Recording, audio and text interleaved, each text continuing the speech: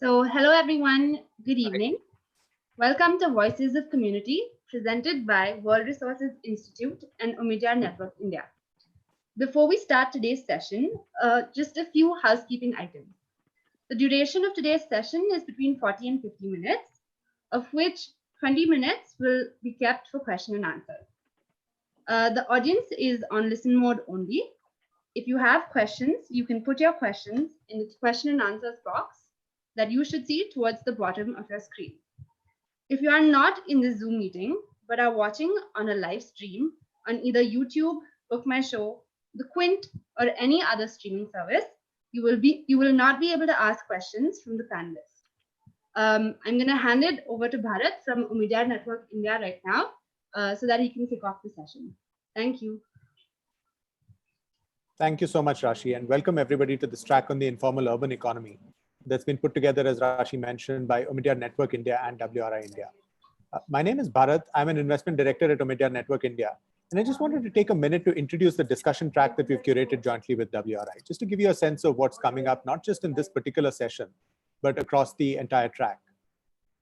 Omidyar Network India, as many of you may know, is an investment firm. Our purpose is to support entrepreneurs in the private, public, and nonprofit sectors who help create a meaningful life for every Indian. And therefore, informal workers today are really at the center of the kinds of issues that we care the most about. We have 6 great sessions that are spread out over this afternoon and tomorrow. We start with 3 talks today that will illuminate the nature of the challenges faced most by informal workers. Governance challenges that make it hard to deliver services effectively to the community. And then finally, a set of macro numbers about the informal economy in general and about migrants in particular. And then tomorrow we have 3 panels where we'll delve deeper into these issues. We'll look at the role that communities themselves can play in building resilient futures. We'll look at models for how services can be delivered more effectively to informal urban workers. And one service that we've carved out to delve deeper into is housing, given just how central it is to the quality of an informal worker's life in the city. So it's a lot of great content that we have lined up, and we're really excited to bring all of this to you via the Charcha forum. We'll start off, of course, with a talk by Shashank Rao, and to introduce him, I'll turn this over in a moment to Madhav Pai. Madhav is the director of the Cities program at WRI India, where he spent some years now working on a variety of urban issues across different services such as transportation, urban planning, and so on. Madhav, over to you.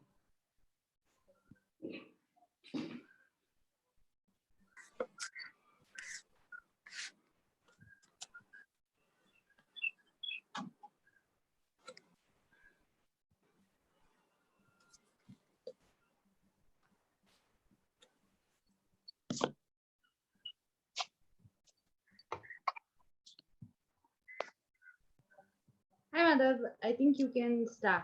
Yeah. Hi. Apologies. I had a bit of a good afternoon, everyone. Had a small technical glitch. Anyway, great. We, as Bharat introduced this session, we thought it would be great to start this session with a voice of someone who's been working on the front line, working with the workers of the informal economy. So I'd like to start by introducing Shashank Rao. Shashank has been working closely and in support of workers of the employees of the BST, which is the bus service in Mumbai, the BMC, the Municipal Corporation, hawkers, auto and taxi drivers union. So, you can see he represents a lot of the informal economy workers. I've been an observer of Shashank's work now for over a decade, and I've known him to stick to the issues and the genuine problems faced by the community and without politicizing them. So I have a lot of respect for his work, and we thought, today itself, and Shashank, maybe you can start.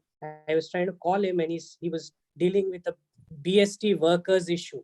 I think, I would say, Shashank, why don't you start, just talking about what you were dealing with today, and then maybe we can sort of start a larger conversation about the broader challenges that, these workers face. So over to you, Shashank. Thank you, Madhav, and good evening to all.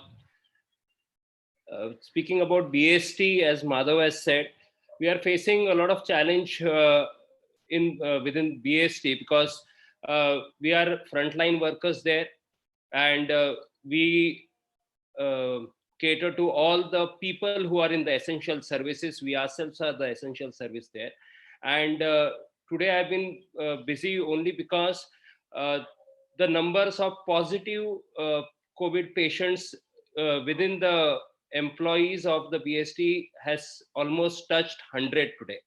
And there have been about 7 deaths already within the employees. So it's a matter of concern, and we are busy with all those things, how to control it, how to get the authorities working on it, because we have been trying to get the authorities to do the right things, but there is a lot to be done. So was busy with those things, and hopefully things will be under control. We are trying to get in touch with the authorities and see what can be done. And coming back to our session today, Madhu, can I start with this? Yeah, so I Yeah. mean, just for an audience, a lot of you, I mean, so you heard the kind of challenges that they are facing on a day-to-day basis.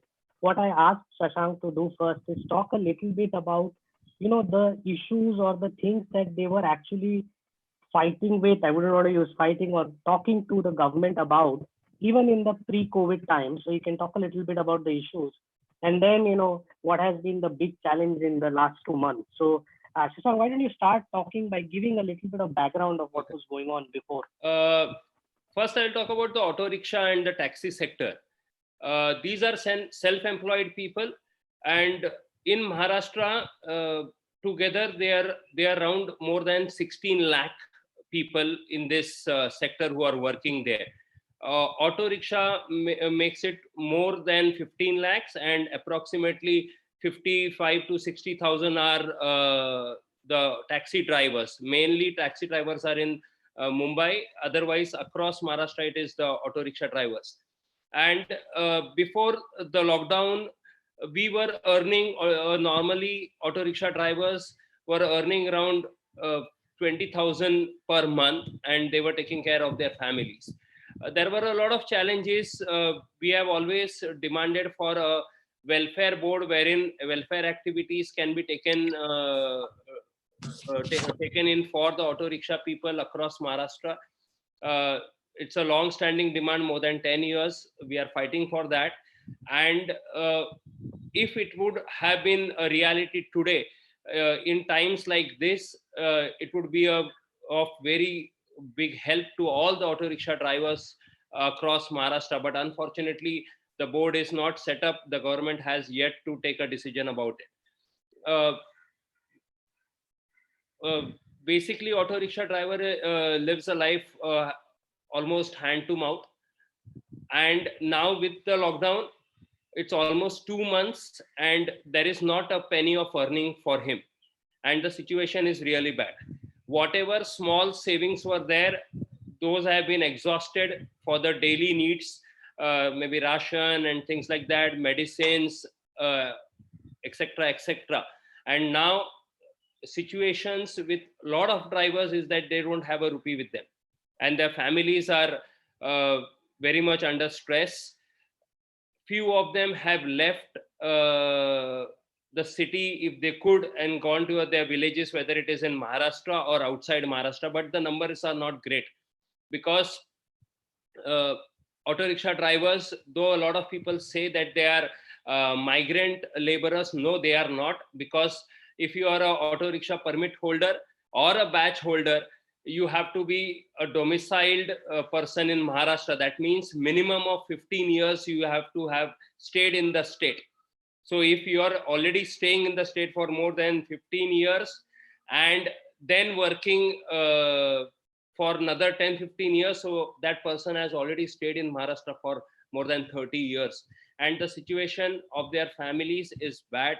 There are loans to be paid, though there is a moratorium given by the central government, but then it's just a moratorium. The loan stands there.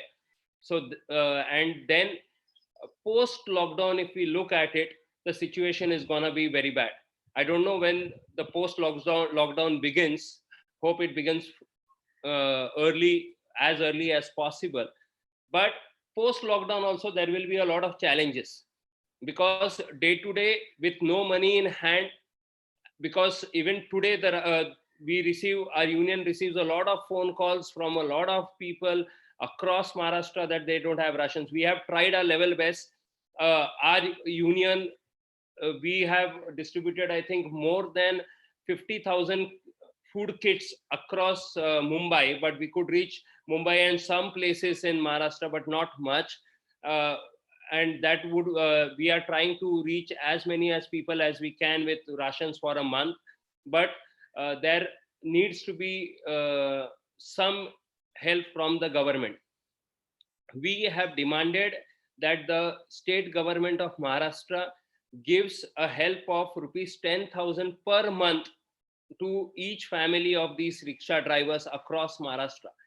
Though the figures of these drivers are more than 15 lakhs or taxi together more than 16 lakhs, people talk about saying that how the government can give such a help. But it is their families, they are self-employed people, have invested their money and serving the people in the state, catering to the people in the state, and they have their families to run. And even if we take 4 in a family and we take a figure of 16 lakhs, 16 lakh families, it is almost 10% of our population of the state. So it is a big figure to deal with.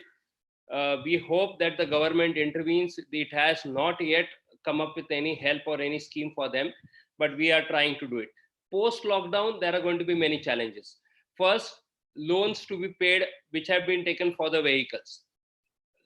Only about 1.5 years back, new permits were issued, and more than 3.5 to 4 lakh autos have been come on the road, which are new autos with new loans. And the old loans also exist. So the loan payments have to be done. There are going to be expenses immediately for the schooling of their children, medical expenses, and expenses for the daily requirements. And with no money in hand today, it's going to be a major challenge that how these people put their life on track. Because as I said, it is almost 1 crore people that we are talking about today. So these are going to be the challenges with the auto rickshaw drivers. Shashank, so maybe there are a couple of questions you can answer and a couple more minutes, and maybe we can take more questions also in the context of auto rickshaws if there are, before we talk about the street vendors, which is another union that Shashank represents. So one thought is that can some kind of a minimum guarantee type of thing be designed for auto rickshaws? That is one question. The other is they are saying if some kind of a corporate CSR focus can be created. So just from your perspective, both on the loan thing and on some minimum income guarantee, do you have any thoughts on what could possibly be done? I mean, if as I told Madhav, the ideal situation would have been if a welfare board was in place. Because if as we have Mathadi boards, as we have boards for the construction laborers, if here there would be a welfare board in place, we would have all the data required, all their account numbers required, and whatever activity could have been done, if at all, it would be funds from the government or the funds from private sector people. They could have gone there and they could be directed from that particular welfare board, and welfare activities could be taken care of, and especially in times like these. But unfortunately, there is nothing in position today. So there is no modus operandi there as of today. So whatever CSR activities need to happen, it needs to happen on the ground level, as we did here. Because we have our members, we know who they are, the permit holders, so the data is there. It can be helped. But it's the need of the hour that in as early as possible, this kind of a welfare board, from there only can, if at all you desire to give a minimum guarantee, is very difficult, because they are again self-employed. So they work and they do. But in times of crisis like this, help can reach them. So one thought that somebody is asking if, since, most of the response is going to be reactive, nobody predicted that this would happen. Do you think welfare boards or unions can, I mean, without government support, I mean, is there much you can do, or you really need No, government? you require government help. See, what happens is, we need to understand these people who are self-employed, rickshaw drivers. They were unemployed. So to do away with their unemployment, they were given badges and permits, and now they are self-employed. So they are not a burden on the society. They are working by the rules of the government. They are even government is earning revenue from them, because when they get the permits, they pay a premium for the permit to the government, and they cater to the people of Maharashtra. So it is the government has to give. We have seen in Delhi that the government has given 5,000 rupees per month to their drivers. We have seen other governments across India give different type of help to a lot of self-employed people, whether it is a barbers or very other people. The governments have come across and they are helping, because these people are without any income today and they are completely at home. And welfare board also, when I talk, Madhav, it is the government has to construct the welfare board and put in money there, and some contribution can come from the auto rickshaw drivers also within a period of time. So it need not be completely from the government end. We have given some proposals to the government with this regard also, okay, how the money can come into the board. All these things have been given in writing, and we have been in talks with the government for a long time. So on the welfare board, there are two questions. One, what have been the major obstacles in the last 10 years in creating it? 10 years is a very long time, the question. But also, if we were to say it's a thing we can do, we do, I mean, permit registration, rickshaw driver registration, the data does exist. So, if someone were to act on it, do you think it can be quickly put together, a welfare board, so that... See, welfare board, it is all about a political will. And it is not about this government or that government, because when I say it's last 10 years, so it is across the governments. So it's not a question of they are not doing it or they are not doing it. But unfortunately, it has not seen the light of the day today. But it is need of the hour, because otherwise, how will you help these people during crisis? And we need to be prepared from day one. Today in Maharashtra, though I feel personally that the help is low to the construction workers, they are given 2,000 rupees. But that also could be done, because there is a construction labor board there for the construction workers, and they could pass the money on from that board, because they are registered workers in that board. Similarly, if there would be a welfare board here, we could have given the help through the board very easily. And any of the current government schemes, this Bima Yojana and other things that have been created, are they all for urban workers? Are there any of these current schemes that this government has announced? I mean, do they apply to any of these auto rickshaw workers? Or? See, the general yojanas that come are for the general public also. So it is not anything specified to particular sector. It would be beneficiary only if these things are specified for these people, because the numbers are very large. So you need to have something very much for these people itself. It has to be completely for them, so that it whatever comes in, if at all the funds comes in, if at all some activity has to take place, it will be properly effective if these people are only there. So, Shashank, one last question on the auto rickshaws, and then we'll move to the street vendors. So, now the other thing is, I mean, I agree. I mean, as these ideas of social distancing and contactless, etc., will start. I know you had a whole drive to get these auto rickshaw drivers with Paytm and things like that a few years ago when Uber came. So, do you think it would be very complicated to, help them gear up to this new reality of social distancing norms or contactless payments and things like that? I mean, no, I don't think so.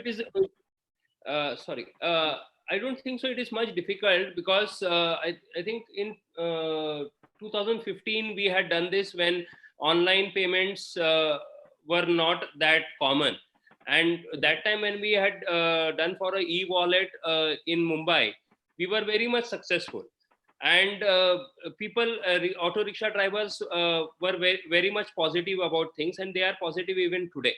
So I think that should not be a major hurdle, and these concepts are now, because as a union we have been doing these things continuously with our drivers. So it's not it will not be difficult for them to accept.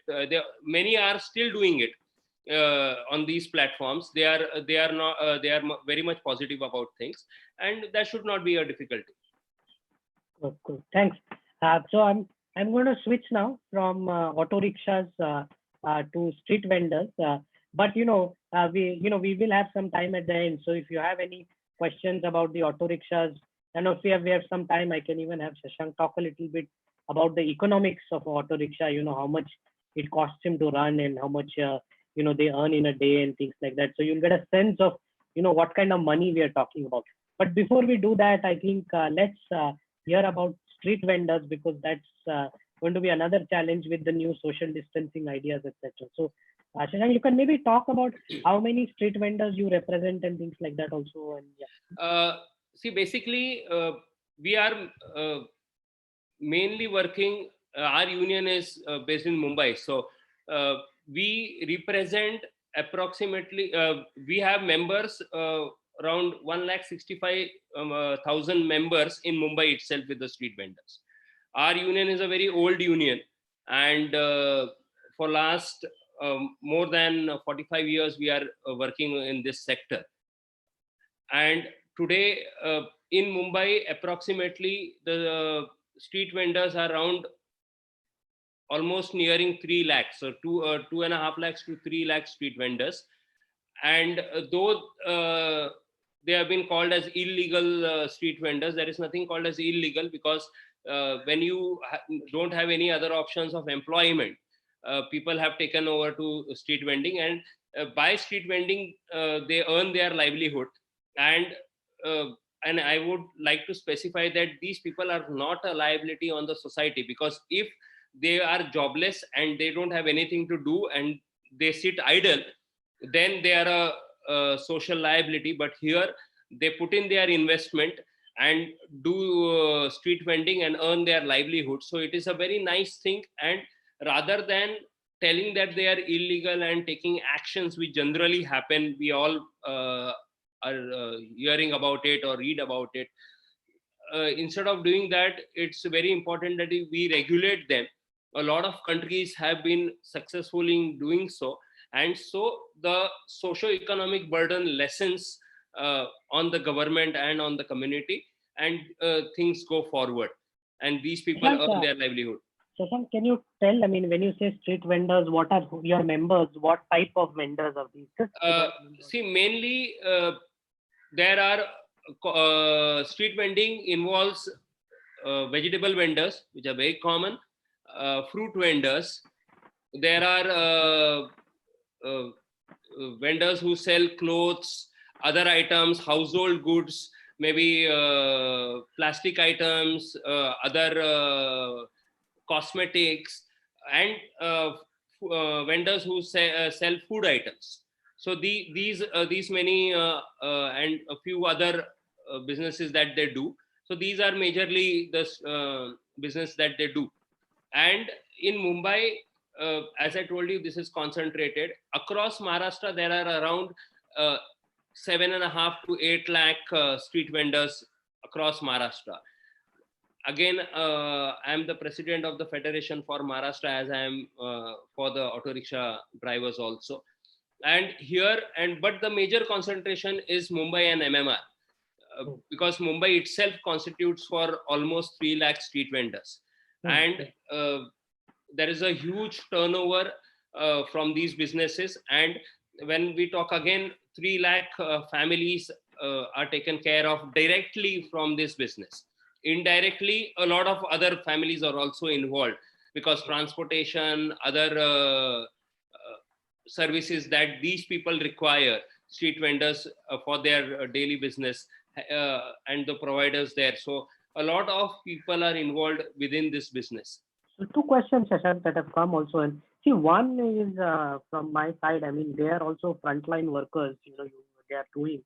So, what are their challenges currently? I mean, and I'm sure they are also, like you talked about the BST vendor, drivers. They might also be.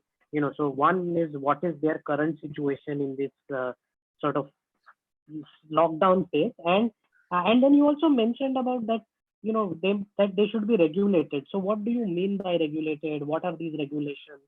Which government department or something will do it? So if you can talk about both of these things, will be great. See, firstly, regulation means, as I told you, there are only 15,000 licenses given till date, and they were given before the 80s, 1980s. So after that, no licenses have been given till date. So it is important that we regulate them, give them proper licenses, give them proper spaces to do their daily businesses. So that is what I mean by regulating them. What happens today is anybody complains and there are actions taken by the police department or the municipal corporation against these people. They are evicted from that place. Their goods have been confiscated. All these things happen. So these things need to be avoided, because we need to recognize that these people are doing business and earning a livelihood for themselves. So that's where I say they have to be regulated. As far as the lockdown is concerned and their situation is concerned, around about 40% of the street vendors, especially in a city like Mumbai, are operational. But then too, they have their own challenges, because as I said, the vegetable vendors and the fruit vendors are the people who are doing their business today, because that's the essential commodities that we require, and they are supplying those to the people of Mumbai and Maharashtra. But then also they are facing problems, because sometimes if it is in the containment zone, they are evicted from there. There are some other issues, they are evicted again. So there is also a problem in the regular business today. Approximately 60% of the street vendors are completely without business. The people who are vending with food items are completely shut for more than 2 months now. The people who are dealing with maybe clothes, maybe other items, cosmetics, other household items that they are selling, footwear and all other items, are completely closed for last more than 2 months. So these numbers are very heavy. Again, not everybody is well-to-do there. They are hand-to-mouth people, and so there also is a question of. One question is is there a welfare board for street vendors or something similar? And the second question is, this self-help groups or something like that. I mean, can they help the street vending unions or something like that? Or is welfare board also a solution in the case of street vendors or something like that? Yeah, it is a solution. Welfare board is a solution, because first thing, they will be regulated. So when they come under a welfare board, they will be regulated and they will also be responsible, because a welfare board, as I had earlier said, it is not that only the government has to chip in. So these people will also have to come up with their part there, and so there is responsibility on both the ends. And the people, their numbers, they are identified. So any help that needs to reach them can reach to them directly. And one question, I think, Shashank, I mean, in this whole, welfare board is one thing, but, auto rickshaw drivers, at least I am aware, have permits and, driver license and all these. These vendors, do they have any formal documents, or their place where they reside, or? Actually, sadly not, because only a few, as I told you, 15,000 people who were earlier given the licenses. Other than that, in Mumbai, no. Across Maharashtra, no. That is where we are fighting. We want them regulated. So once they are regulated, license given, so you will have the complete data of them.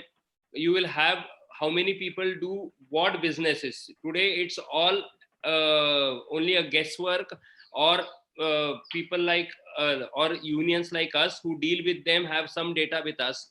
Okay, how many vegetable vendors are there? How many fruit vendors are there? How many cloth vendors are there?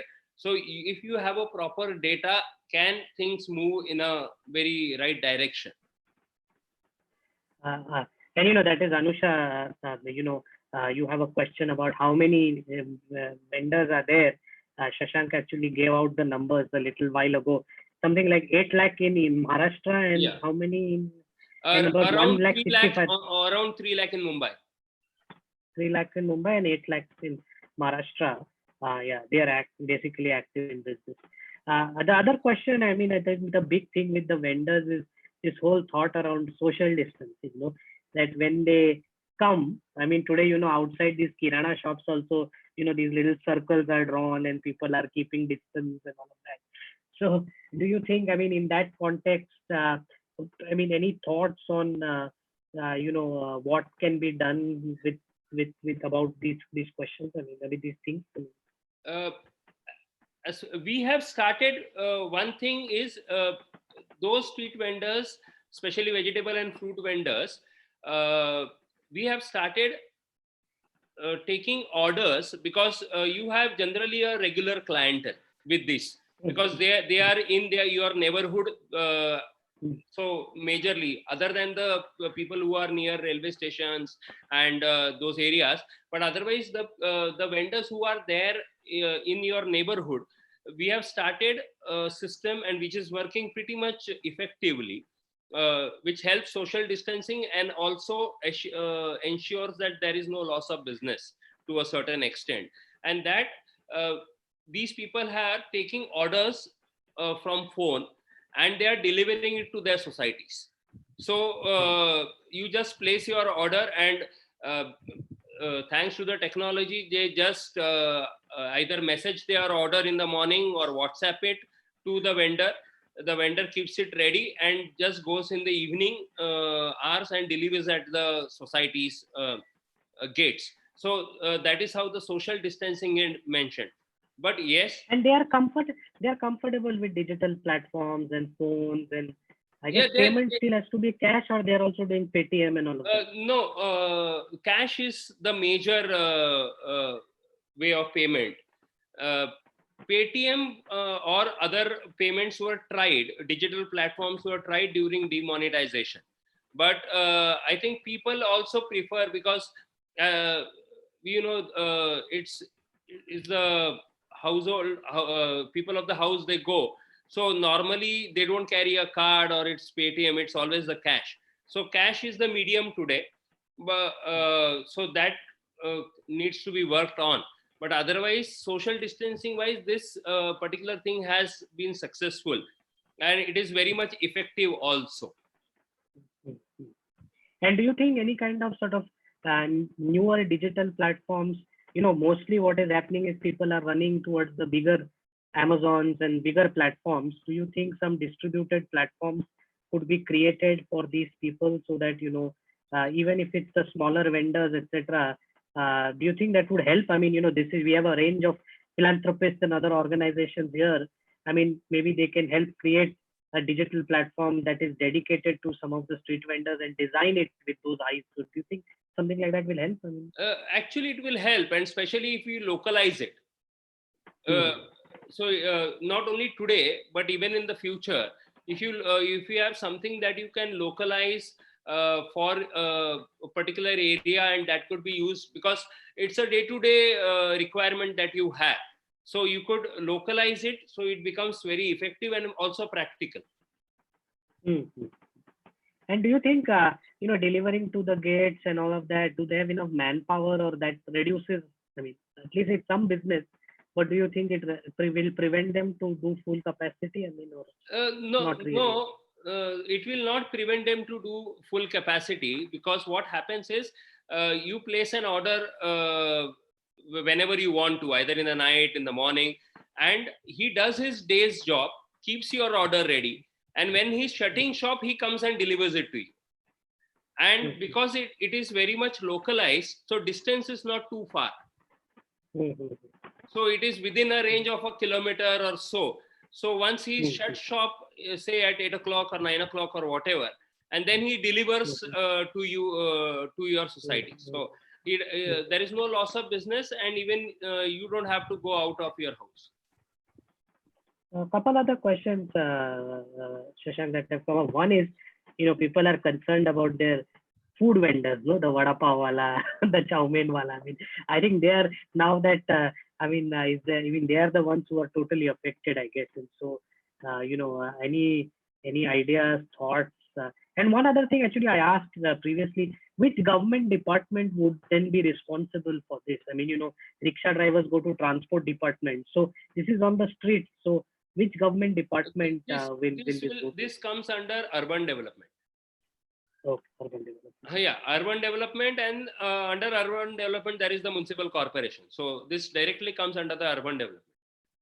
Okay, inside the but in Mumbai, see BMC, who would be the department dealing with this? Yeah, BMC is but again BMC is also under the urban department, urban development. Yeah, but okay, but inside BMC, who will be the person responsible? Will it be roads? Will it be which?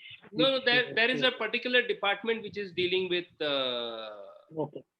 So there are various departments. If you want to take action, there is a department who take action against these vendors. And for the policy, there is a proper setup there now. So one other question, and which is interesting, saying a government comes out with some order or something like that, does police help implement it? Police implements it? Or this is also something as unions and things like that, you take a big lead in trying to communicate to all your members and others who may not be your members? I mean, does it fall on the police to regulate this, or how could this happen? I mean, generally the orders or whatever comes to the municipal corporation and their department. Basically, the ward offices are put in charge. And if there is a problem for implementation, or rightly said, if there is some problem with law and order, then the police comes into action. Otherwise, it is the municipal wards that are in charge for implementations. Shashank, one other question which is interesting. I mean, the other thing is with street vendors, the big challenge always is, their ability to access toilets and rest spaces or washing stations and things like that. I mean, and this is a broader question, even pre-COVID. Were there any, I mean, what do they do? And, are they using just public facilities? Because again, sanitation and other things become huge issues in this disease context. So any thoughts on that, and any recommendations on how that could be resolved? We have given our recommendations to the government on various occasions. This again will go back to where I was saying that these people need to be regulated. If they are regulated, how many street vendors are where, they are placed where there is a marketplace. So public toilets can be made available there. And all these facilities, even a large number of, we have a large number of women street vendors. So a very large number, I think almost 25% or more are women street vendors. So 25% of 3 lakhs, right? So yeah, about 75, yes, 80,000. Yeah, because if at all there is a business, it's generally done by the family. So somebody goes for the procurement, somebody is there to sell the items. So there is a lot of involvement of the women folk here. So even specified facilities for them also is necessary. So all these demands have been made time and again with the government. But I think they will come only when everything is regulated properly, these marketplaces are identified, and it is again a need of the hour. You need that. Shashank, there is a question from Celine about bribes and what about bribes and things. I think that got deleted. So let's not talk No, about I this can question. talk But police, about it. police Because harassment, if you want to talk any, I mean, do you think it's a big issue? the major hindrance that no policy is being implemented. Let me tell you, in 1985, for the first time, our union had won a case in Supreme Court, and the order was given by Justice Chandrachud then. And in that order, it was said that they have a right to livelihood, and they can vend on the streets or the footpaths, but a proper policy needs to be brought in by the government. And from 1985 till today, after 90s, some policies started coming in, but there has never been a proper implementation of things. Even the act which has come into place in 2014, the act also has not been implemented in our state till date properly. So, and one of the major reasons that we keep on telling, not only in our meetings, but also to the government, is the root cause is corruption. Because the kind of money that goes in, approximately minimum bribe that is taken from a street vendor is from around 1,500 rupees per month to about 4,000 to 5,000 rupees per month. So you can imagine the amount that goes into these bribes. And these guys have to give it, because otherwise they will not be allowed to vend. Yeah, a couple of, I mean, there's one question that is, any specific challenges between men and women vendors? I mean, that you are aware of, and it's a question from Celine. So anything that you? No, between those two, no. But for them, as I told you, specified facilities for women folk needs to be done categorically. Because even if you talk about toilets, and so they need to have a separate facility for them. Those are the challenges that we are working on.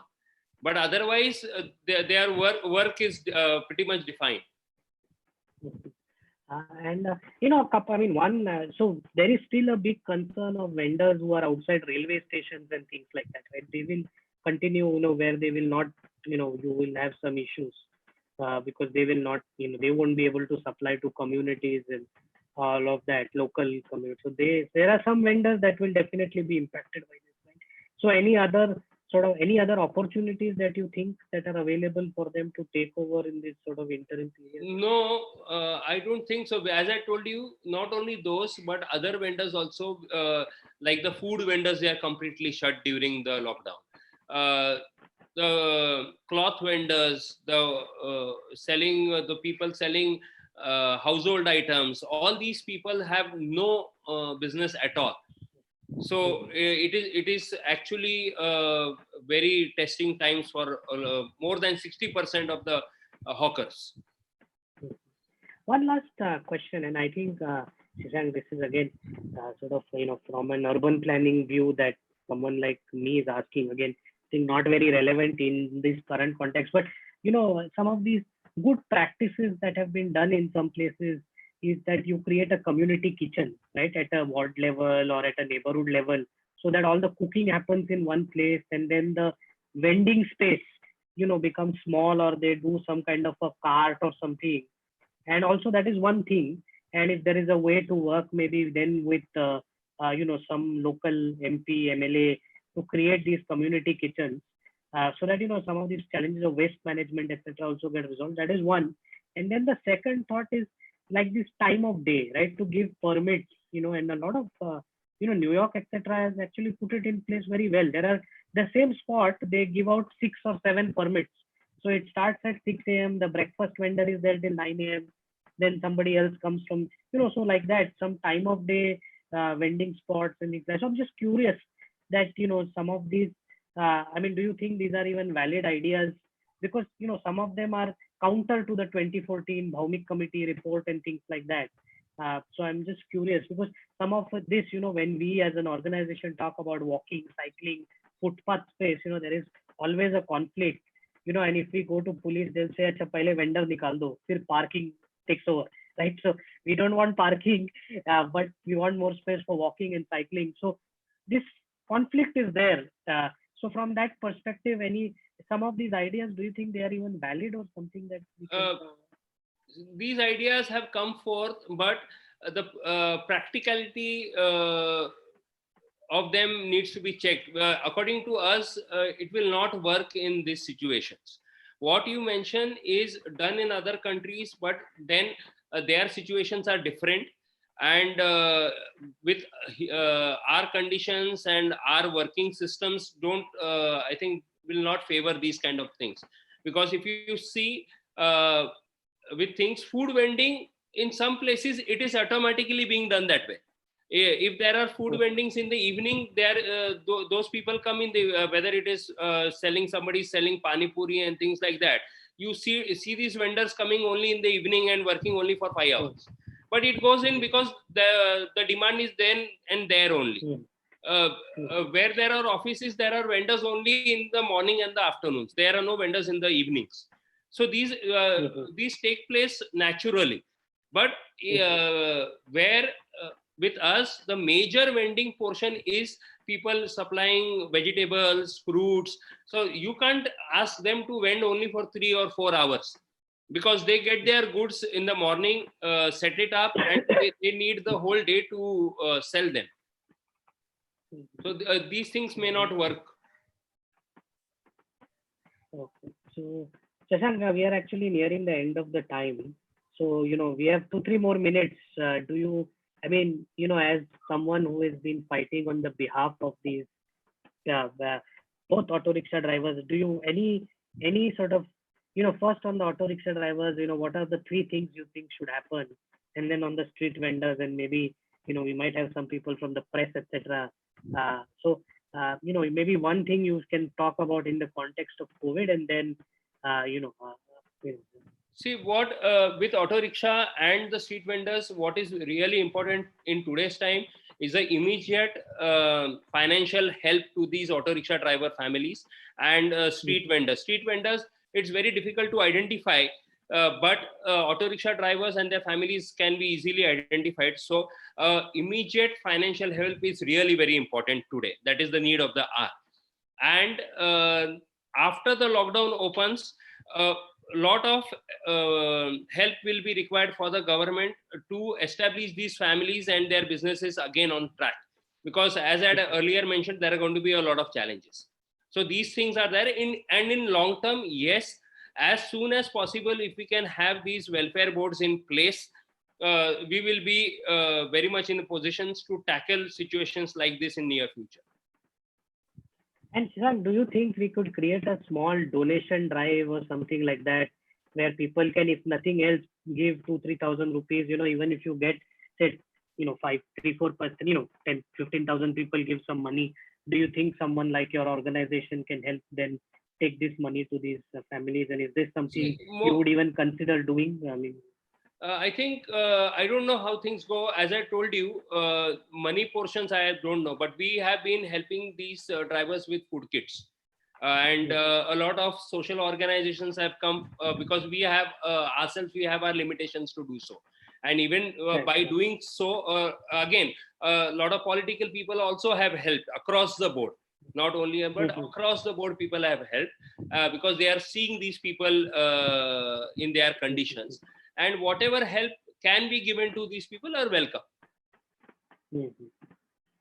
Okay. Anyway, so street vendor, like the 10,000 rupee demand for driver, there's a question from Salim. Is there a money equivalent demand from street vendors, or you think 10,000 rupees is what a month these families require? These require. With street vendors, the challenge is there that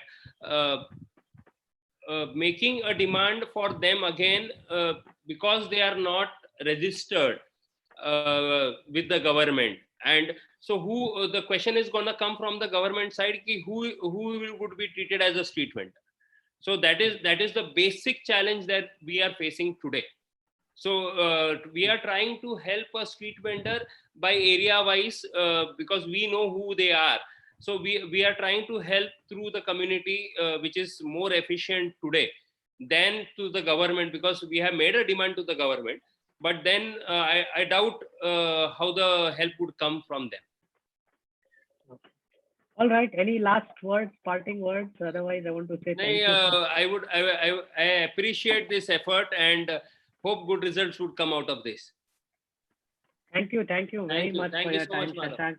We've learned a lot, and I think the demands and the needs of the community are something important that government will have to keep in mind as it plans the recovery out of COVID. And I think inputs from people like you would be extremely useful. So thank you very much.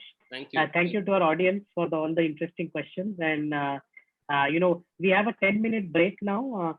At 5 o'clock, Lisa Bjorkman will do a talk on her book called Pipe Politics, which is about water governance frameworks in the M-East ward of Mumbai, which is probably one of the densest slums in the city. So thanks once again, Shashank.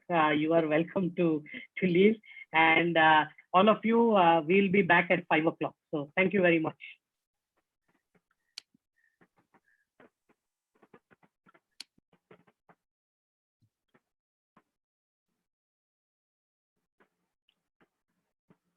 Hi, Lisa.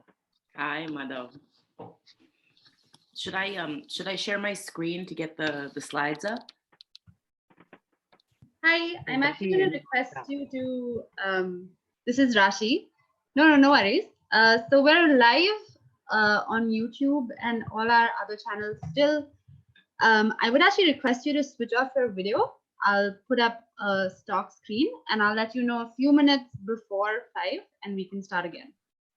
Great. Thank you.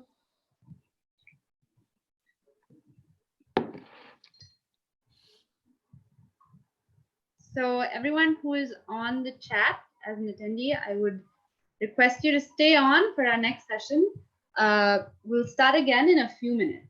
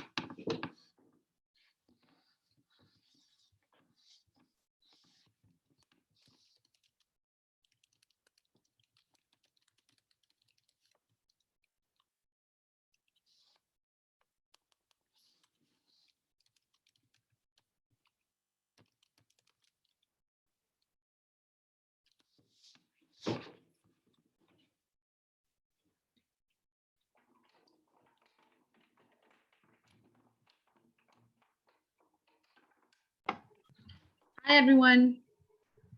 We're so glad to have you as an audience for the Urban Informal Economy track. So hang on to this Zoom link. We'll start at exactly 5. Thank you.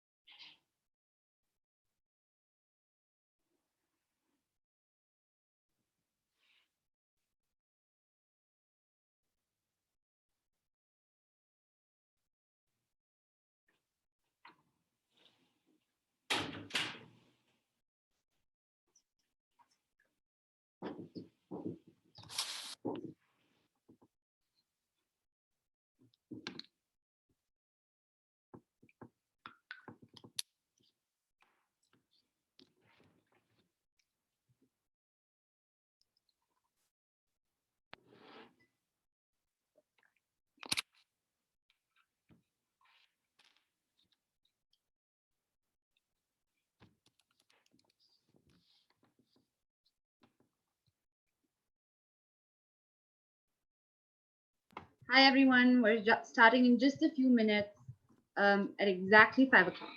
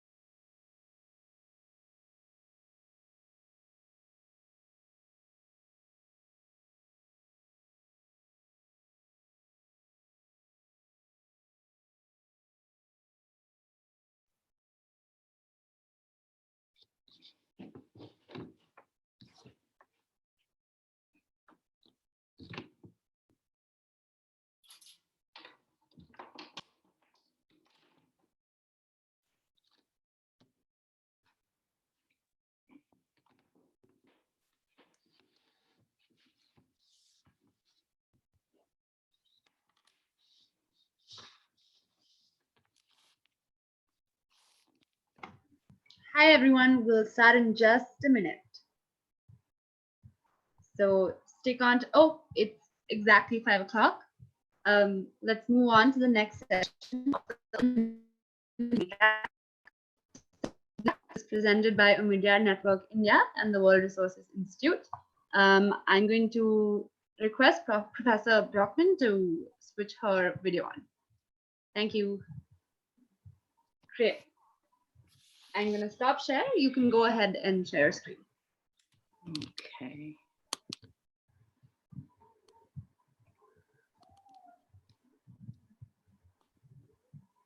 Yes, this is working. Great. Wonderful. Should I begin? Can you hear me? Yes, you can. Okay. Yeah. Great. Thank you so much for inviting me. It's a great opportunity to be able to present some of my research to you and to have this conversation today. So I just wanted to thank the organizers for inviting me to join this conversation. So I'm going to start with a story. In October of 2008, on the heels of a generous monsoon that left upstate reservoirs brimming in Mumbai, the Municipal Corporation Standing Committee Chairman, Ravinder Vaikar, reportedly, according to Times of India, reportedly stormed out of a standing committee meeting in protest of continuing water shortages across the city. Quote, even posh buildings in the suburbs are not getting water, Vaikar fumed.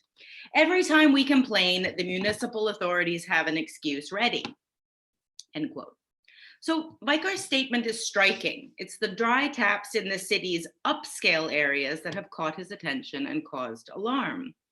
Shortage in popular neighborhoods might inspire outrage, but are certainly no surprise. And indeed, Mumbai's news media reports with almost numbing regularity on the water shortages afflicting the city's working classes. Mumbai politicians stage periodic marches and roadblocks and hunger strikes in demand of augmented supplies and additional distribution mains for their constituencies in the city's popular neighborhoods, areas that are generally characterized as so-called slums or informal areas, irrespective of the legal standings or planning histories of the city's highly differentiated working class housing stock. However much of an outrage, the notion that slum life is characterized by water shortage is hardly news, but how to understand dry taps in posh buildings. And for those of you that are looking at the image here, those rubber tubes or water pipes snaking over the open nala over to that neighborhood there. Sorry, there's a train going by, it might be loud. Vaikar's walkout gestures toward the two-part puzzle that animated the research for my book, Pipe Politics, Contested Waters, which is what I'm going to talk a bit about today. So the first part of this two-part puzzle that animated the project was that in Mumbai, 2 dazzling decades of urban development and roaring economic growth running up to the period of research had presided over the steady deterioration and sometimes the spectacular breakdown of the city's water infrastructures. As India's financial and commercial capital, Mumbai at the time of research accounted for over 6% of India's GDP, 75% of stock exchange activity, and over a third of the country's tax revenue. The city, in other words, suffered no dearth of financial resources with which it might redress infrastructural shortfalls. And indeed, municipal records suggested that a significant proportion of the city's water and sewerage budget regularly went unspent. And as for water, city engineers explained to me that there is no aggregate water shortage in Mumbai, where per capita availability, as well as estimated levels of leakage, is on par with that of London. So with no shortage of resources, either financial resources or hydraulic resources, how, I wondered, might Mumbai's fitful taps be made sense of?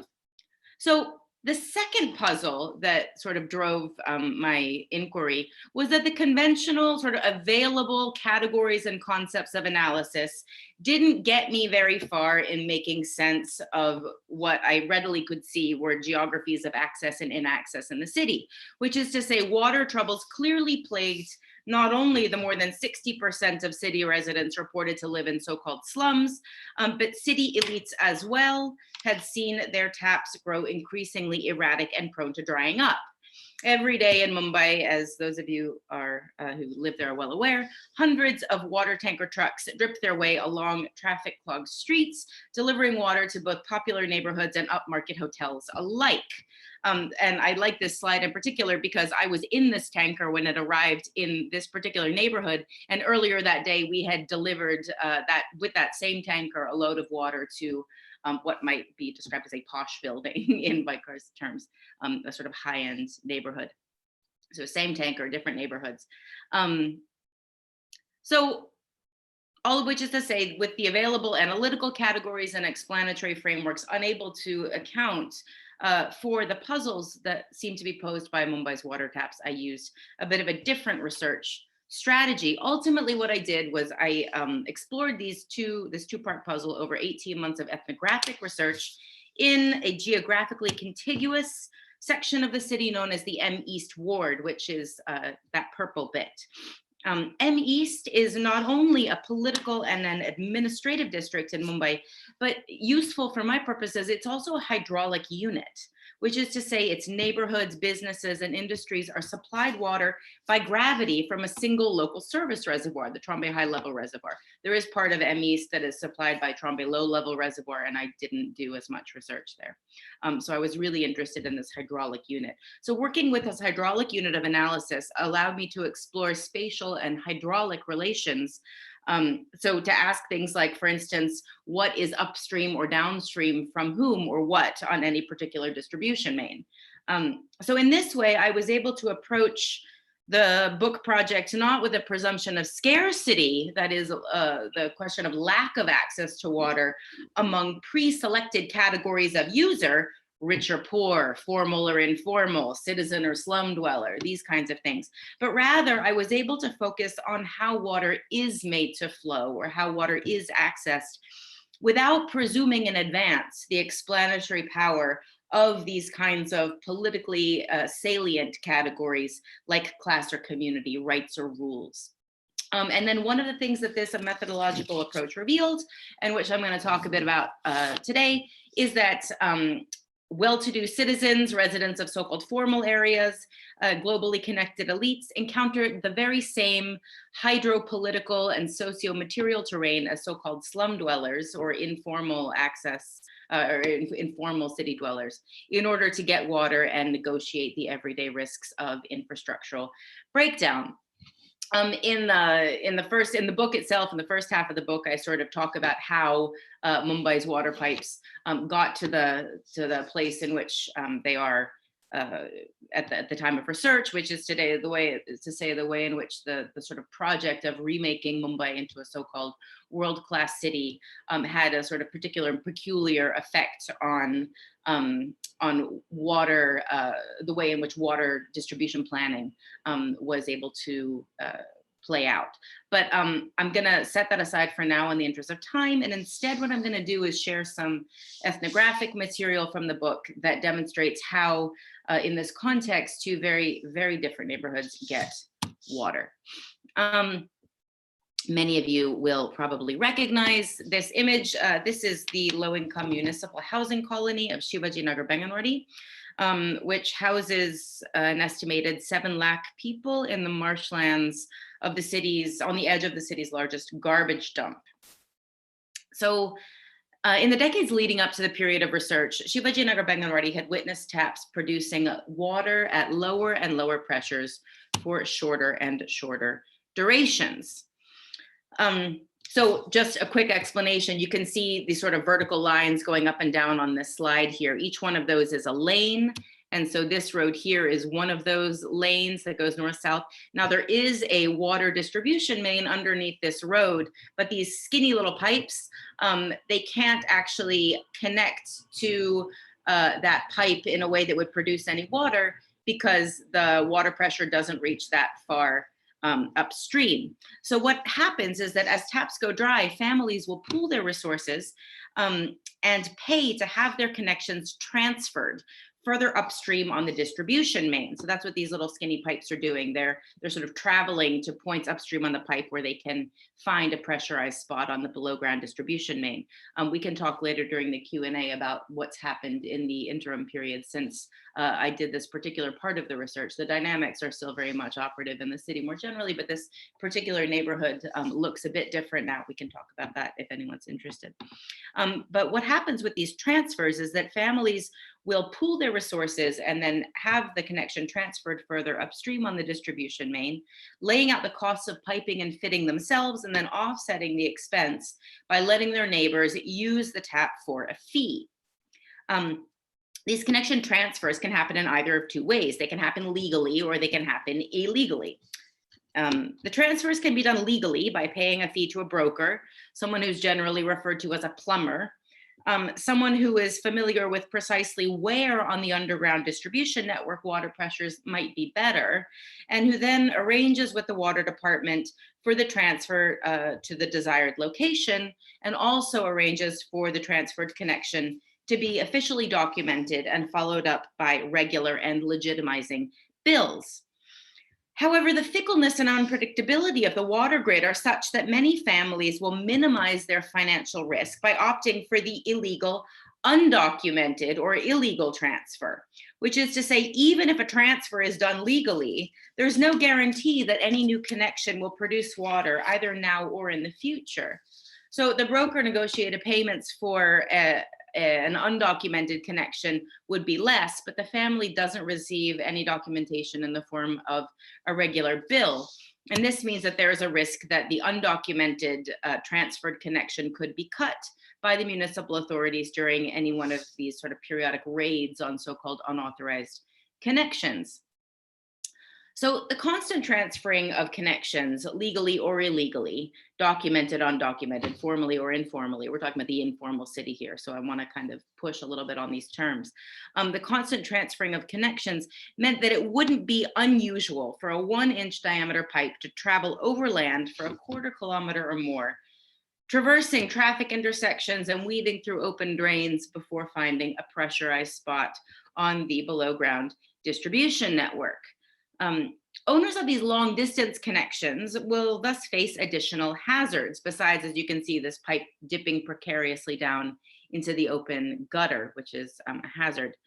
So these are additional hazards like compromised water pressures from friction, the hazard of pipe theft, or of contamination producing and pressure reducing damage to the pipe that can result from exposure to traffic and to sewerage. So to address the first kind of problem of low pressure, connection owners install increasingly powerful suction pumps onto their drying up pipes, both motorized pumps and hand pumps like this one here. And with these pumps, they're attempting to suck with ever increasing strength a little more of the water in their direction. At the time of research, even the best placed connections in Shivajinagar, Banganwadi couldn't hope for water in the absence of strong pumps. The pumps, needless to say, were criminalized, thereby increasing the risk that even legally transferred connections, authorized connections, would be targeted by municipal authorities during periodic raids. And the local news media loved to report every few months that the local police station also had a suction pump on its own water connection, which everybody liked to sort of point out, and isn't this ironic? In any case, the tangles of 1-inch diameter pipes, a phenomenon that engineers refer to as spaghetti pipes for obvious reasons, are simultaneously productive of visibility and opacity. And these are dynamics that can either augment or minimize various kinds of risk.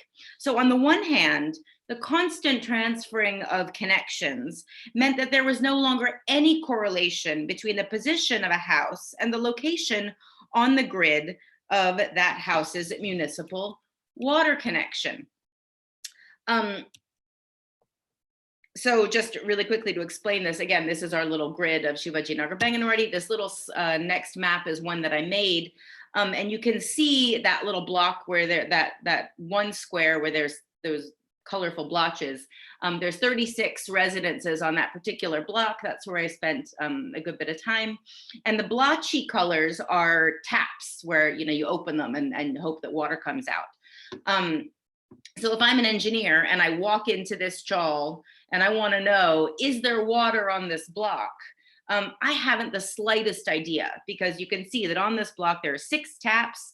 3 of them have, they produce water. 3 of these connections produce water, the blue ones.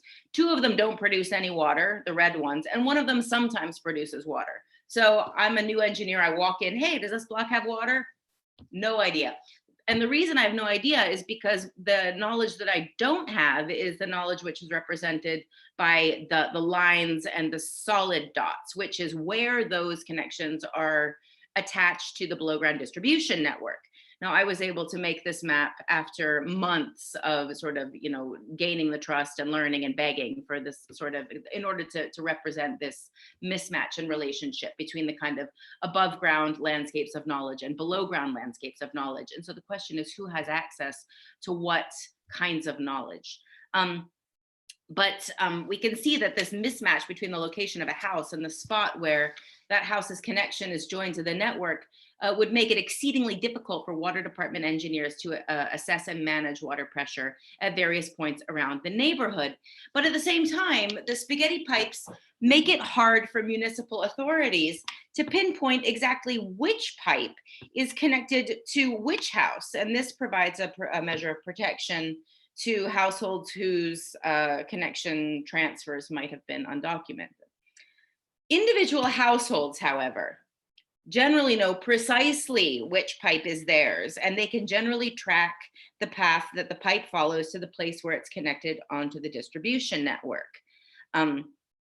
So what happens is when a tap would stop producing water, a connection owner would walk the length of his or her connection, and he knows which is his because he was there when the connection was made.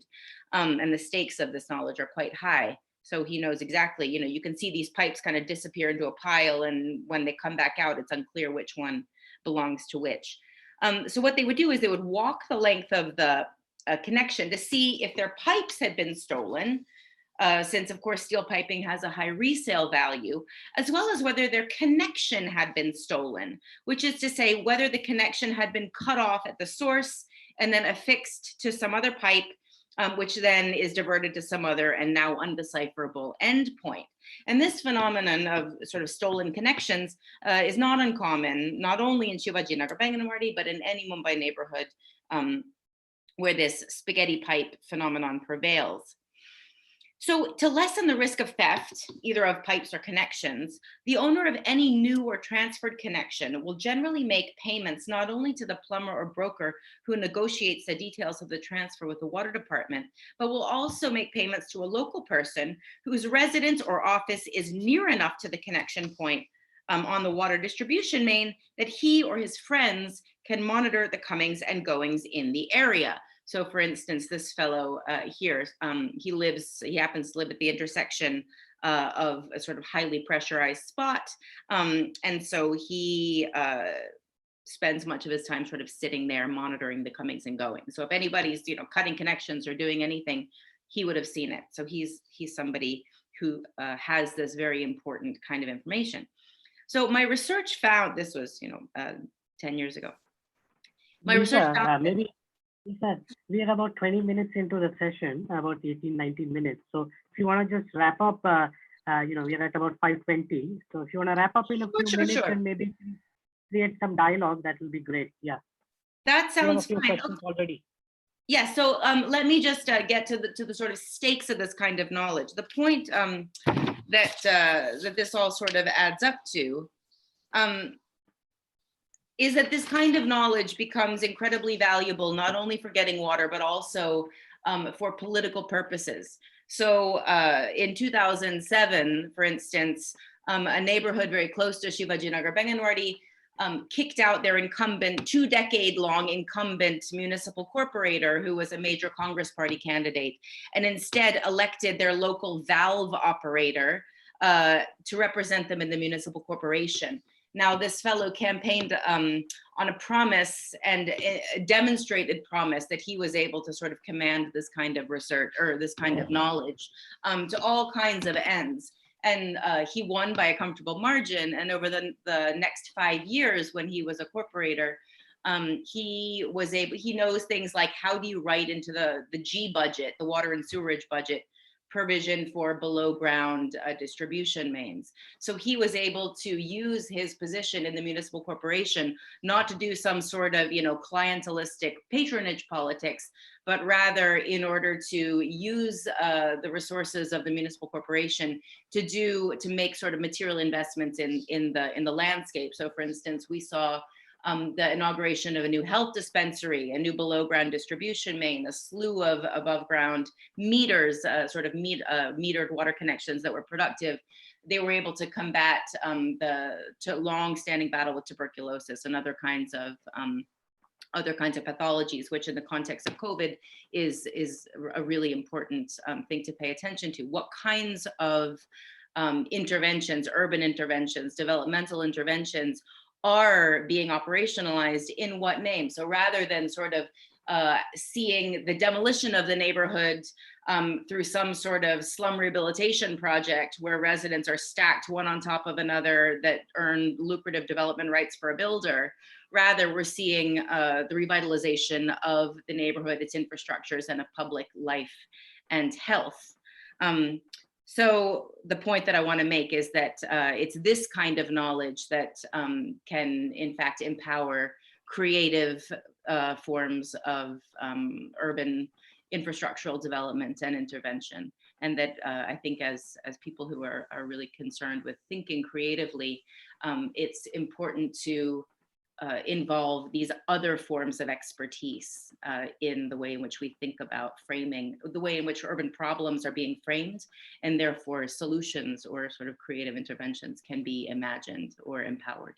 So I'll leave it there. Thank you for your patience and apologies for going over. I can talk about water all day. Anyone who's interested in the book, I'm happy to provide a PDF of it if they want to email me.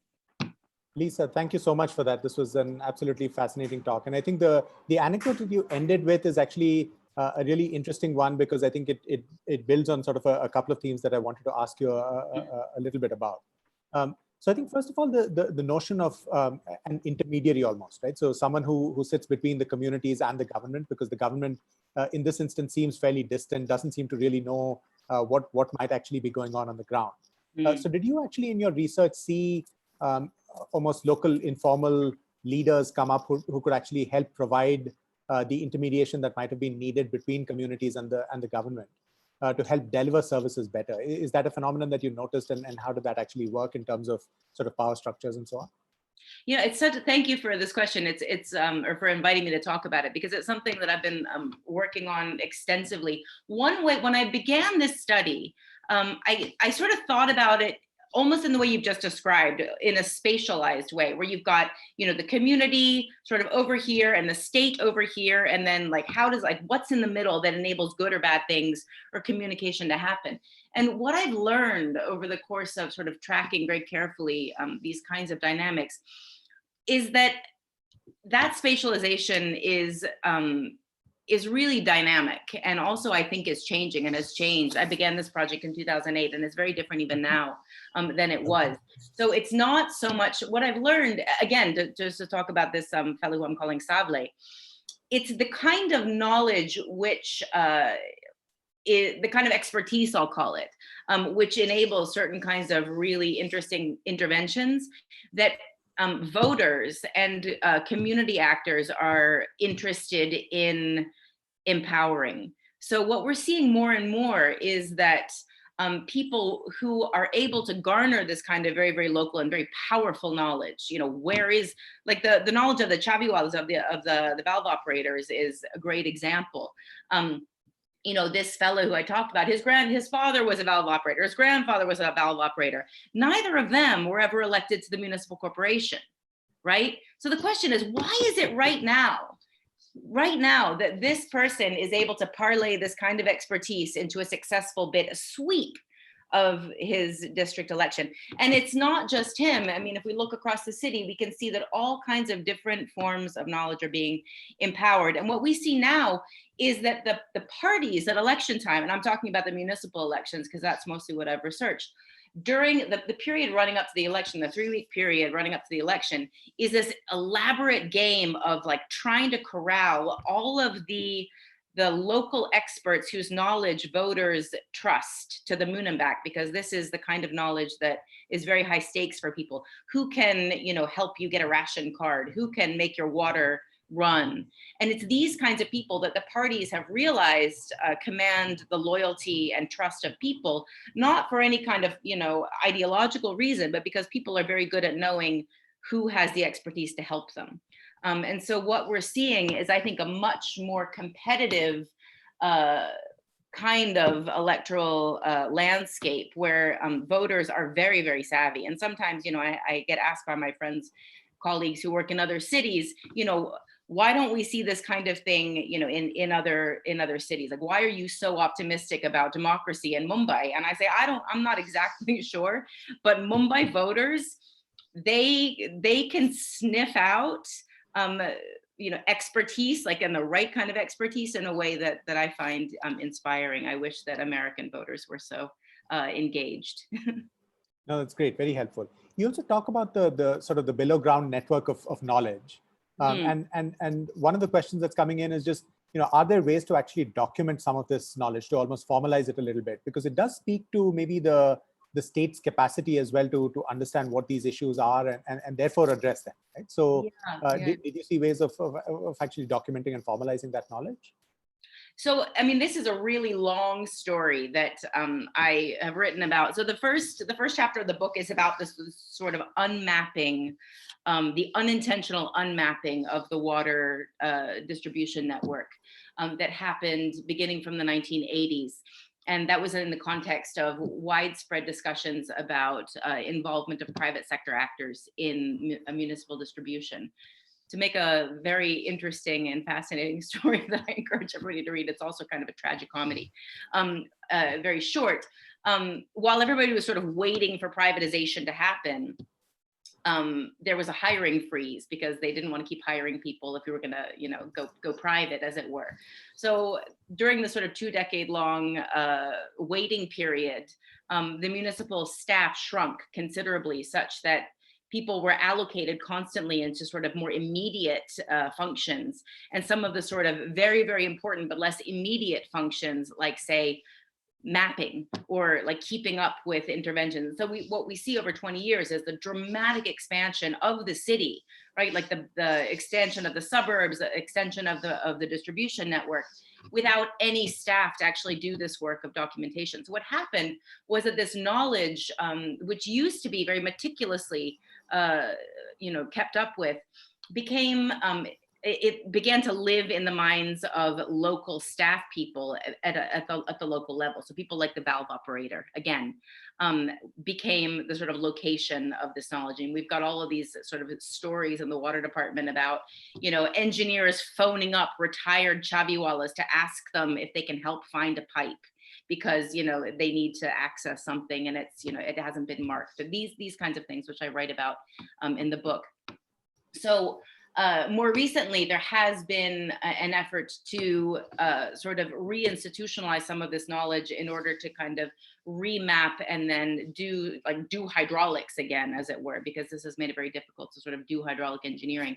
And the water department has hired different kinds of consultants. There was a French consultancy that was working for the city for a while, and I had a really interesting conversation with some engineers and experts, and they said, how furious they always were whenever they heard somebody, a Mumbaikar, speaking badly about the water department, because they said, the size of the distribution network, the amount of water that this department is dealing with, and under the conditions that it's profound what they're able to accomplish every day. So, for instance, a city like New York loses an estimated 40% of water in their distribution network. Mumbai loses apparently a bit, although I'm not exactly sure how they calculate such things, but this French engineer was saying they lose significantly less than that. And it's because of the peopling of the infrastructure, the sort of dense ecologies of expertise and very local knowledge. So the project was to try and get these sort of dispersed forms of expertise and knowledge sort of back into the hands of the planners. And that project is underway at present, I think it's still going on. Got it. No, that's fascinating. Thanks so much, Lisa. I think we have we're we're probably coming up on time, but I'll just take one other quick question. Professor Amitabh Kundu is on as well, and I think he wanted to seek a clarification from you. So, Amitabh, if you just want to go ahead and ask your question. I must tell you that this is one of the very exhaustive study based on the understanding and also field data at the ground level. And also it brings in the political economy at the city level to explain the spatial variations. The point that strikes me, if you compare using the secondary data from population census and NSS, well, for city level data from NSS is difficult to get, but we have percentage of households not having toilets, which is twice as high in Mumbai compared to the urban average. I can give you the figure. 18% of the households do not have toilet in urban India, and 41% for Greater Mumbai Municipal Corporation. Similarly, if you take percentage of households living in one-room unit, it's almost double in Maharashtra, in Mumbai. But as far as water is concerned, the secondary data shows that only 21% households do not have access to water within the premises, against 33%, which is much higher. So I was just wondering the discrepancy between water and sanitation. Is it that illegal connections are there at the household level? Because the NSS and census would only give you whether you have a connection. It's legal or illegal, it doesn't matter. Or the quality of water that is being provided and the quantum of water. Is that the major problem and not just the connection? As I said, that the toilet situation in Maharashtra and also in Mumbai is alarming. And that's what explains the incidence of this, COVID-19 in a major way in the slums. I just wanted to know whether you can give some explanation for this. I mean, thank you for that question. And what your question raises for me are sort of two things. One is, like, what do we do with data and like numbers, these kinds of statistics? And particularly in light of the research that I've done, what I've learned is that it's incredibly complicated to sort of have a general category of sort of access to water in the house, because what that actually means is incredibly complicated in practice. Does that mean that you've got a tap? If so, does that mean that there's pressure in your tap? When is there pressure in your tap? Does that mean that you have access to somebody else's tap? So for instance, with these transferred connections, you might have one connection which comes out outside somebody's house, and then you can prepay by the month for 5 minutes of use of water time during the 2-hour amount of time of that person's tap. And then what you've got a rubber hose that then you go during your 5 minutes and you stick your rubber hose on the end of that tap and you bring it into your kitchen, your one room, and then you fill your vessels. Now, when somebody is saying that they have water access in their home, does that count? Like, is that a community standpoint post, or does that extra bit of rubber pipe mean that it's in the house? So I guess all of which is to say, I'm not exactly sure what that number means, and it could mean a million things. The other thing is that, I had this lovely conversation with an engineer that I talk about in the book, where he said something to the effect of, he was talking about how he knows whether some valve has been operated outside of sort of formal valve operations, like whether somebody's figured out how to open a valve or close a valve in the neighborhood in order to augment sort of water pressure. And I said, well, how can you know? And he said, well, it's my job to know. And I said, well, what does that mean? And he said, well, I go there and I ask them, did you get any water? And nobody will ever say they got water. Nobody will ever say they got water. But you can tell by the extent of their complaining relative to last week whether the valve has been manipulated. So all of which is to say, when we approach a neighborhood or a community that has struggles of access to resources, and we ask them about their access, they're always trying to interpret what we're up to in asking them that question. And so, the answers that I get when I ask people things are much more reflective of what they think I'm up to than what may or may not come out of their pipe. So I'm not entirely sure what the context was of that survey, right? So people will say, you start going door to door and asking people things, they think that the slum demolition, crew is behind you if you start surveying, this kind of thing. But the question you raise about sanitation from the perspective of somebody who looks at very, very dense kinds of urban morphologies, my sort of, out of the blue instinct would just be that like toilets take up a lot of space. So people are probably less prone to, if they do have access to a community toilet up the block, particularly if they don't have a whole lot of access to water. So to have a toilet in your house, you only want that if you've got, really quick. Sorry. Yeah, many apologies, but yeah, if you could just. Really quick. You Sure. only want a toilet in your house if you've got enough water to make that smell go away. Otherwise, you don't want it there. You want to walk up the block where it's going to stink somewhere else. So you can't really separate those two either. So space and smell that's my hunch, but it's a great question. Perfect. Lisa, well, unfortunately, we'll have to leave it there. I know we could continue this conversation, but thank you so much for your time. This was a real pleasure. Take care. Thanks again. Thanks, Bharat. Thanks, Lisa, very much. Lisa, if you can stop sharing your screen, that would be great. While we do the transition, we are going to our next talk. So what you heard in these first two talks were basically voices of the community or voices from the ground. So now what we're going to do is do a polar opposite view of the informal economy. We have Professor Amitabh Kundu, who was a professor and dean of School of Social Sciences at JNU. He was a member of the National Statistical Commission during 2006 and 2008, and what is now famously known as the Kundu Committee report, which established basically did an evaluation for the urban housing shortage in India. And that work is now called the Kundu Committee report for several of us who are in this profession.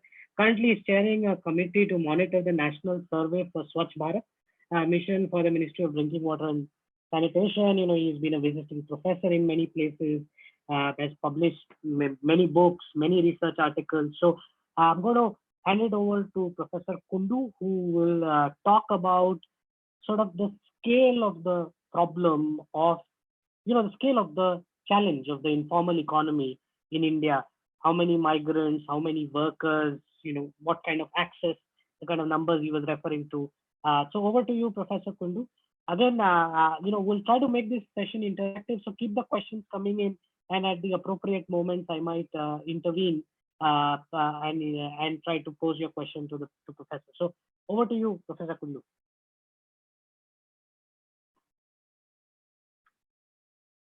Enjoyed the two preceding sessions. One, the experience from the ground level, covering the auto rickshaw driver situation and the street vendors. Mr. Rao was very, very informative. And then the political economy of water supply for Greater Mumbai.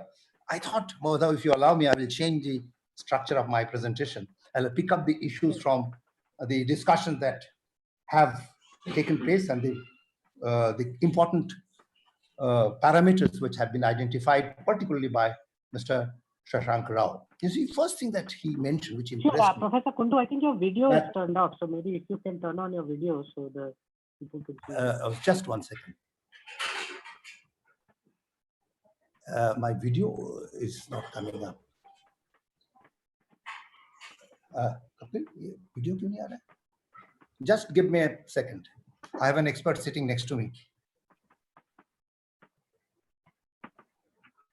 Okay, excellent. Now we can see you. Okay. Yes, we can see you. So thank you. The first thing that I gather from what Shashank Rao talked about in the context of the two very important components of the informal sector. My face is seen. Yes. We can hear you. No we problem. Can see you. Fantastic. Carry on. Yeah. Now, the first point is that there is not much of an information. When the government announces certain benefits to be reaching the households of the auto rickshaw wallahs or the street vendors or even the elderly people, pensioners or the widows or physically challenged person, the statistics does not exist. And that is the reason why when different surveys have been conducted, I must tell you the civil society has been very active. They have gathered information that who are eligible under this Prime Minister's, Garibi targeted program who are being affected by COVID-19, you find the studies which have been done. I know one by Dalberg, other by an NGO in Madhya Pradesh and Chhattisgarh, and World Vision is also doing a study along with National Institute of Urban Affairs. They show that eligibility under different programs is not more than 50 to 60%. In some cases, even it is less than 40%. Eligibility. So it means there is a problem in. Am I, Madhav? Kapil, I think I got off. No problem. Please carry on. I just turned off my video because of internet issues. Is that all right? Yes. Please carry on. Are you?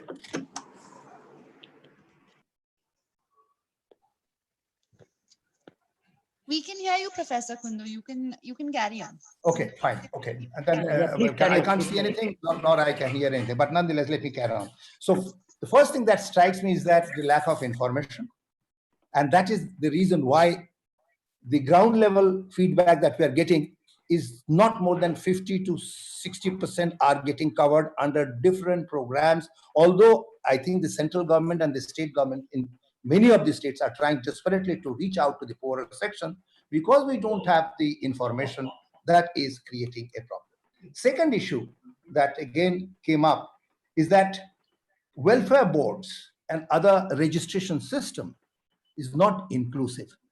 And you do find in case of Mumbai, in case of whole of Maharashtra, while registration for auto rickshaw was there, but not for the street vendors.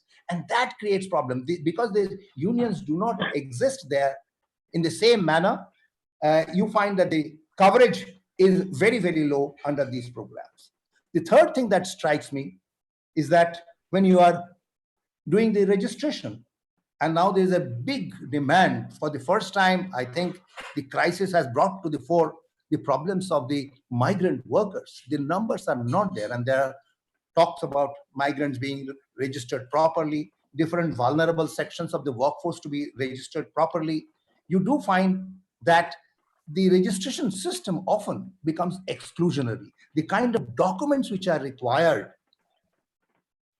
really pushes out many people. And that's the reason why Shashank was mentioning that people would perhaps pay 1,500 rupees bribes and not perhaps get registered because it becomes cheaper, because getting the required document for registration sometimes works out to very, very difficult to get. And I know in case of the domestic help, the police verification and the kind of documents that are required for coming through a formal channel is so prohibitively expensive that you find that instead of increasing the flow of the domestic help into the big cities, it really constrains that. And final point that I would like to mention before I go to the macro scenario is that the government provisions in times of crisis comes up is really, for example, social distancing. This came up not for saving the domestic help and the unorganized sector from getting infected by COVID-19, the virus, because it actually came from outside the country. It affected the upper sector, the organized sector, and also the businessmen who had global linkages. So social distancing worked very well for the middle class, for the upper class, because within the upper class and the middle class, interactions became much less. It also reduced the interaction between the organized sector and unorganized sector. It was really not to protect the domestic help from getting infected or the unorganized sector to get infected, but to protect the organized sector. Now, what has happened? You cannot have the organized sector function independent of the unorganized sector workers, informal sector workers, without the supply chain. And because of the supply chain, now the infections have come down, and it is now alarming in major cities. I just wanted to mention about the informal sector. We do find that there is a lack of data for informal sector. Look at economic survey. It mentions 93% of the Indian workforce are informal. Look at Niti Aayog's document, which came just 6 months ago. it mentioned 85% of the workers are in informal sector. Periodic labor force survey of National Sample Survey says in the outside agriculture, 65% are, in informal sector. Really, you do not have the proper data. You can, informal sector is not one category. There are different kinds of social security provisions. Only 7 to 8% have proper social security provision with, pension funds and access to health and educational facilities. Rest of them have one or two schemes. So it depends on where you draw the line. If you want to show informal sector to be 60%, you can always say small little programs of the state government, crop insurance program under ESIC, employees state insurance scheme, some marginal benefits of health are being given. If you want to include that, you can say, okay, informal sector is 40%. But I personally believe that Niti Aayog estimate that 85% of the people are really not being covered in any proper sense. There is small little insurance benefits might be there. Some programs may be reaching them, but certainly that is an area. But let me question one major proposition which is being talked about in the policy domain and also in the research, that there is significant informalization of the urban economy.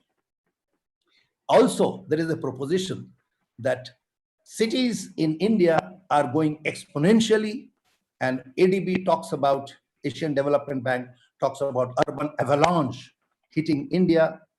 The World Bank talks about epicenter of urbanization shifting to India.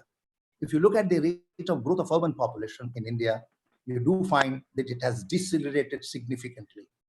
During 70s, the rate of growth of urban population was nearly 4% per annum in the 70s.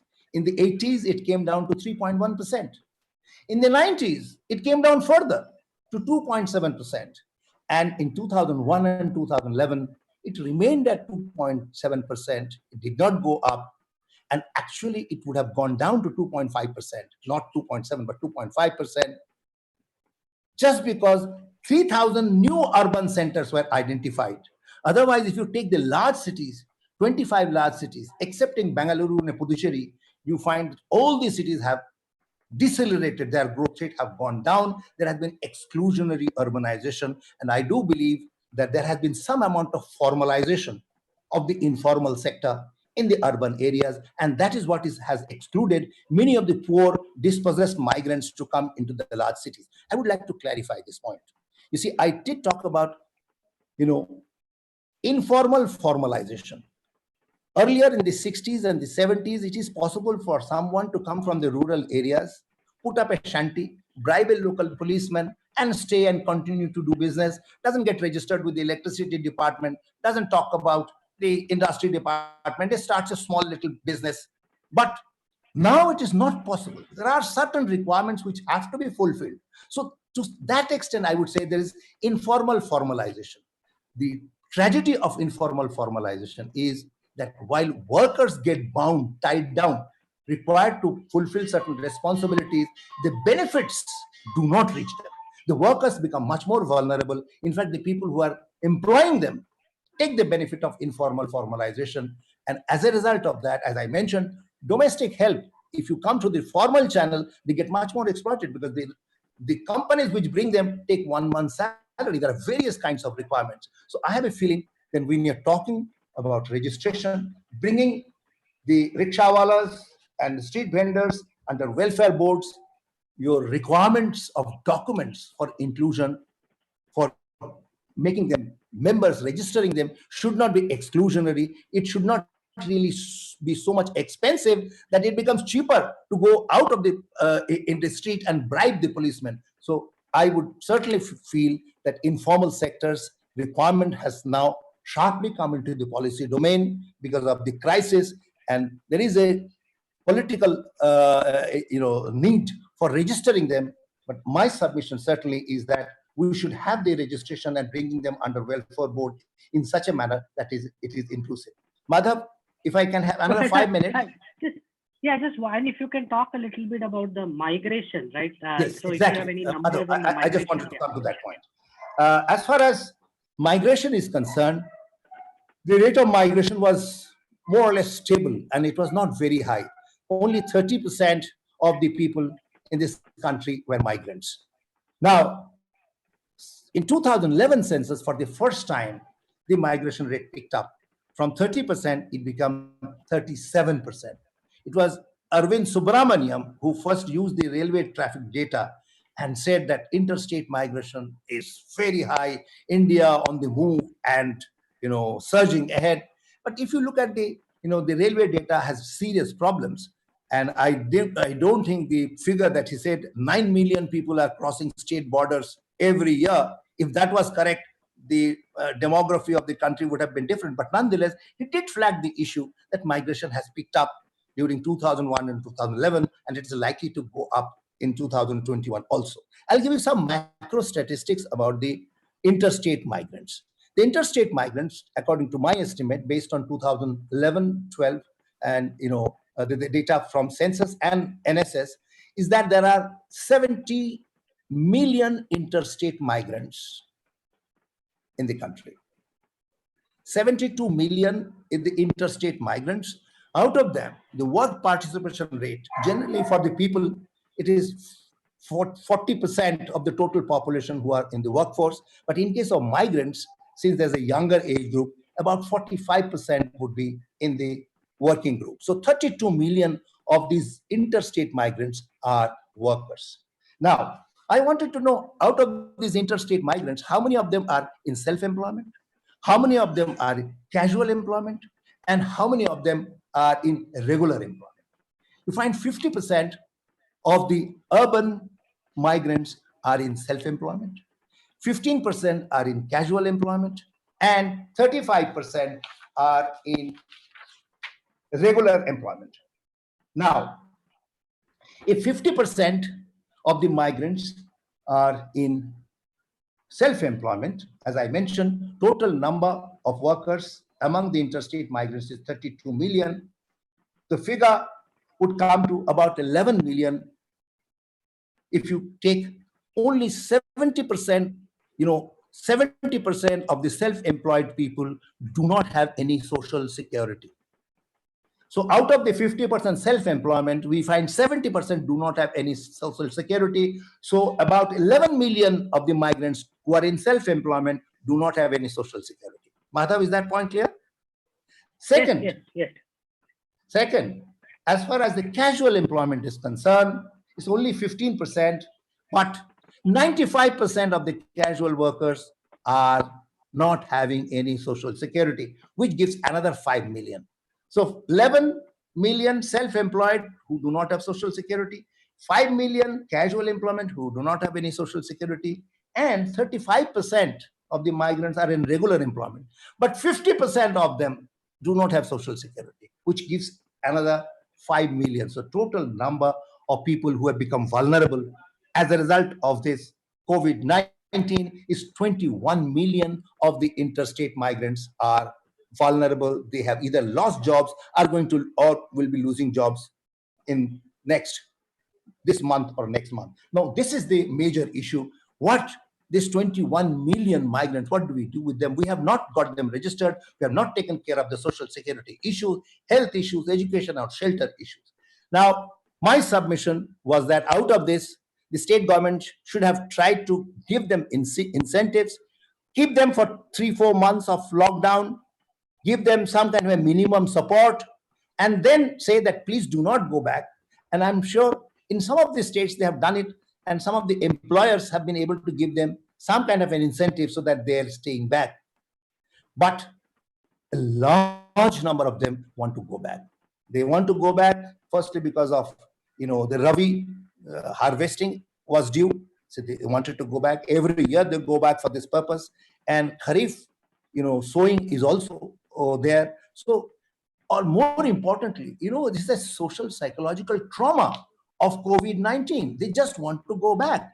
And I have a feeling the central government announcing a ban on interstate movement of the workers, some of the state governments announcing that no, we don't need trains for that, certainly added to their trauma. The informal workers, large number of them being migrant population, were really traumatized. And I thought many of the leaders of civil society. We tried to talk to the people in the Niti Aayog, and we tried to impress through the media also that immediate provision should be made to take those people who are desperate to go back to their states, to provide them safe transport the way they are moving out, in the truck loads, in the buses, congested buses. Now, of course, things are perhaps becoming somewhat better.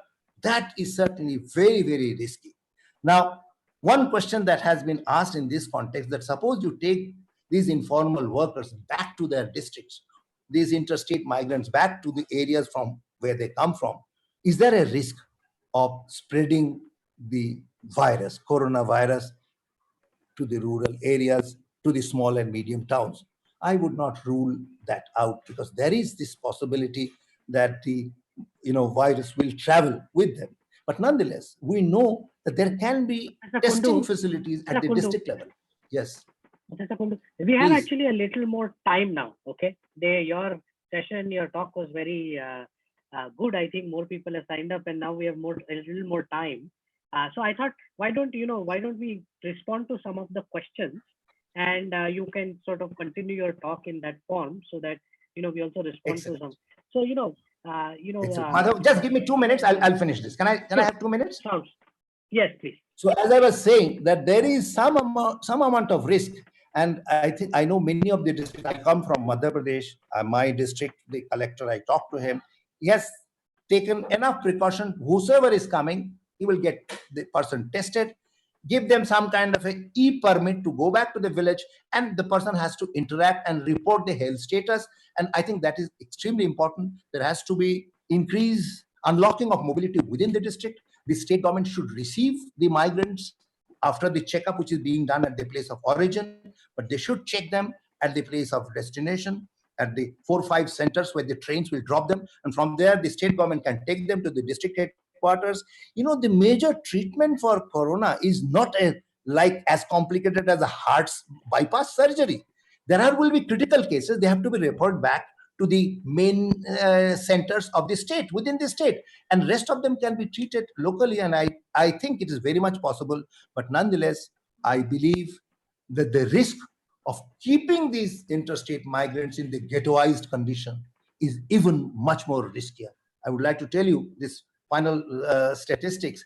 About 35% of the households in the urban areas are living in one-room unit. About 40% in the large cities are going out for toilet and drinking water facilities. What does social distancing mean for them? In fact, the moment you say you don't come out of the slums, there is more congestion. They're within the slums, sitting, in a group, chatting, or sitting under a tree playing cards. So I think that the social distancing was really meant for the upper and the middle class, and it has been successful. It has stopped the spreading of the virus in the upper and the middle class. But unfortunately, the same factor of social distancing, you cannot apply it to the slum areas. And that's why you do find that the slum areas have become hotspots in most of the major cities. Madhav, I will stop here for your questions. I mean, these are questions from the audience. Yeah. So I will go down the list, and maybe I'll read out 3 or 4 questions maybe at once. So yeah. So why? I mean, I think one general question. I think has been that this.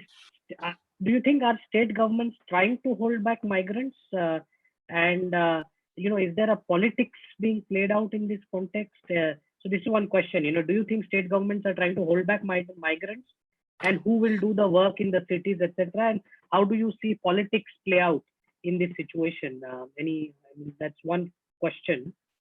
Then there is there's a couple of questions of this sort. There is a general question on what is one is the question of informal, and then the other question is what is poor, right? They are saying that auto rickshaw drivers, etc., may not be poor. So some comment on what is informal is one, but what is in your case what is poverty or income, kind of any response to that. So maybe you answer these 2 questions, and then we can go to. Thank you, Madhav. Madhav, I must say that I'm not very competent to answer this question, that how the state government politics is there to stop the migrant, because I don't work at that level. But I can clearly tell you from the statement that have made, I don't have any independent access to the corridors of power. But the statements that the ministers have don't do the actual manual work. They depend on the migrants from Orissa, Professor, from Kundu, Bihar and your Uttar Pradesh. voice That is is a one. little unclear. Sorry? Your voice is a little unclear. Can you just pause for a second and then resume in just 15 seconds? Kapil? Maybe you can actually switch off your video. Should I switch off my video? I think that would be better for the conversation. Okay. I Thank switch off my you. video. Okay. Is it now better? Better, yes. Okay. So as I was saying, that Punjab certainly at this moment needs large number of migrant workers from Bihar, from Uttar Pradesh, from Madhya Pradesh, and without them, they have to use harvester combine in a big way, which is turning out to be expensive. If they had the access to the migrant workers, it would have been cheaper and more profitable for the middle and large farmers. This is one thing. Secondly, the construction industry, many of the other industries in Karnataka certainly is going to miss these migrant laborers. They did not realize the importance of the migrant laborers when there was no crisis, when they were there. They employed the migrants at their own terms, and suddenly when they realize they may go and may not come back in 2-3 months time, they're worried about it. And that's why I think there were some influence in many of the states, I would say in Tamil Nadu, in Karnataka, and also in Kerala. There is a strong lobby that the laborers should not go back and they should stay back. And I know some industrialists whom I talked to in Kerala, the Kerala's policies have been, I think, much more favorable to the interstate migrants. They try to take care of them, but certainly they want them to come back. Otherwise, Kerala's economy is going to really take time to pick up. But nonetheless, having said that, my submission is that nobody should be detained against their wishes.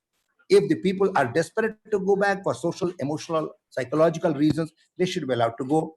But my analysis of regional development shows that Bihar, Uttar Pradesh, Odisha, Madhya Pradesh, no matter how they try to absorb these migrant laborers who have come back, they would not be in a position to provide adequate employment.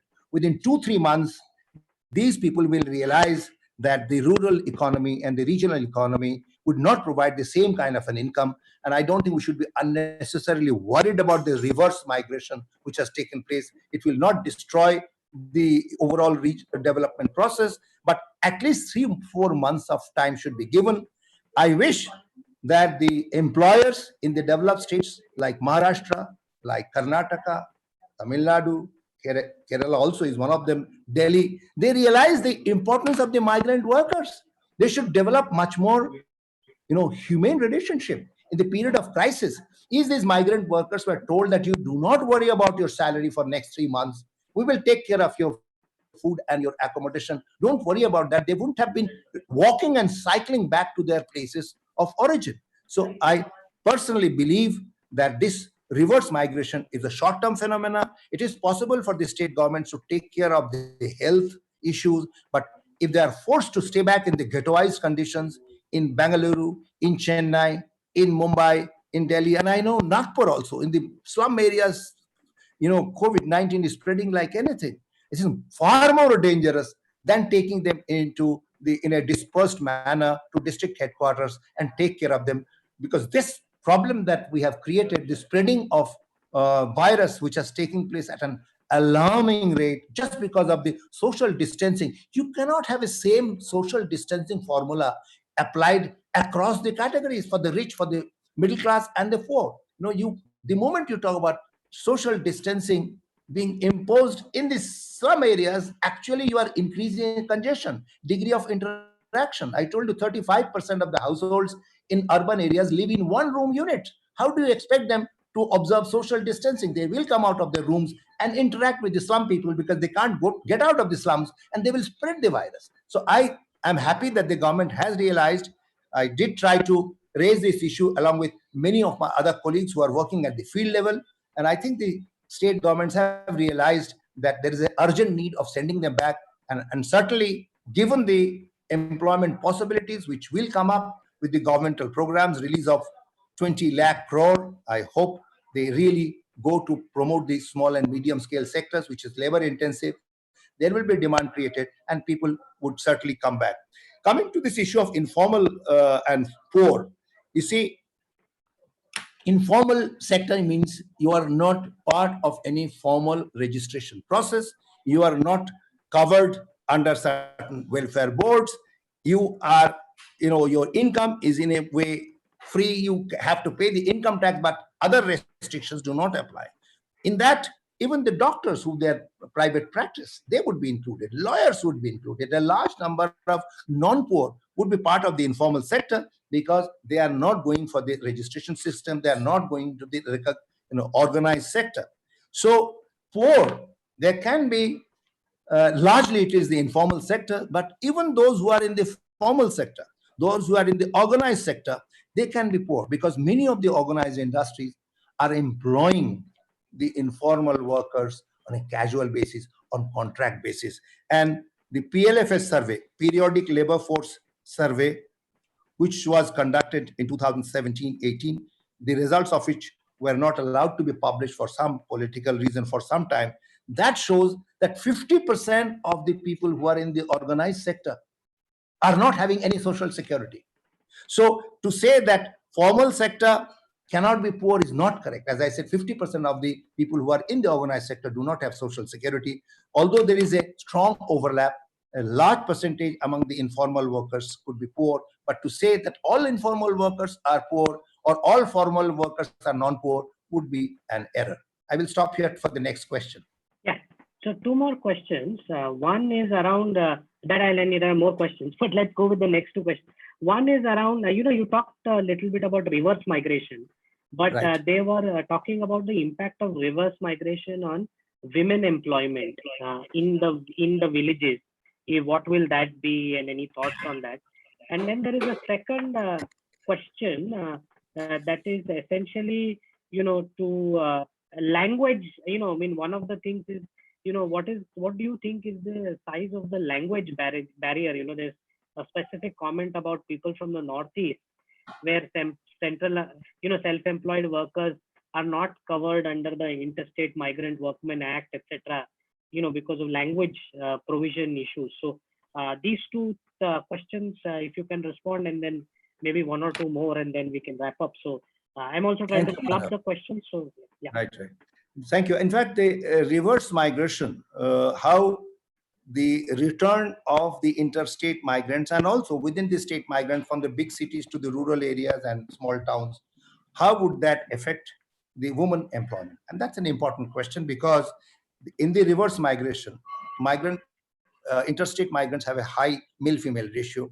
So the return migrants are, large percentage of them are men, and they will create demand for jobs. But in Manrega, there is already a preference being given for women employment. Manrega needs to be strengthened. This 10% of the GDP, which is being put for dealing with the present crisis, they should strengthen Manrega. And also in many of the employment generation schemes of the state government and also central government, there should be provision of having certain reservation for the women. We know that for the last decade and a half, women employment rate has been declining. This is a major matter of concern. And if India has to reach anywhere near the 5 trillion economy, the work participation rate among women, skill development for women has to go up. But at the present time of crisis, I would think that Manrega having stricter observance of the female employment and also in the construction activities of the state and central government, greater emphasis being given to women employment would be very, very important. As far as language is concerned, I did a field-based survey in Kerala and Madhya Pradesh.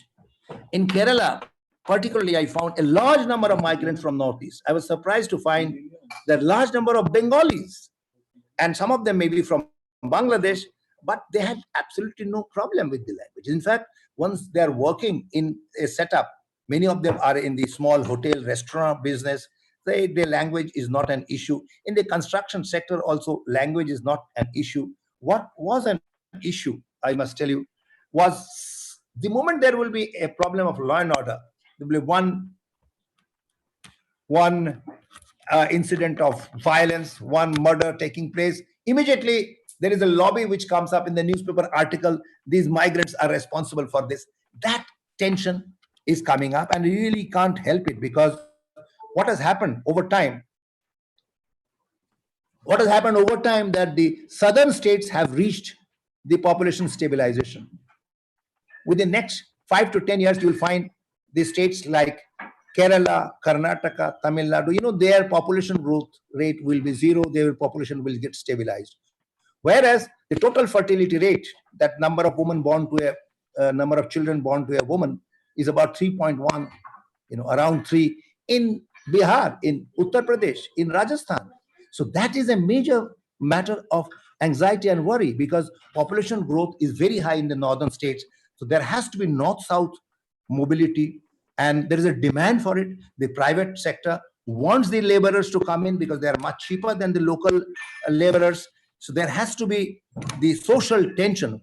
Maharashtra, for example, has lost out in these migrants because of the, local Amcha Manus thesis coming up, and that has affected the migration. And I think the migrants had built up Maharashtrian economy to a significant extent. Their contribution has not been adequately recognized. But now I have a feeling that many of the southern states are very much depending on these migrants to come back, and they would come back after 3-4 months of stay. But certainly their socio-economic conditions, the terms of employment, the terms of living and access to basic amenities has to go up. Particularly, I think social security provisions have to be made. And if one good thing happens as a result of this crisis, the migrant laborers are treated much more humanely and with a lot of sensitivity, taking care of the emotional requirements. That would be certainly one good learning for us.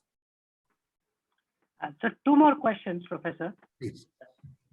Yeah. One on sort of, just a broad question. So broad question on, how can we better create this data, given this situation and the lack of information?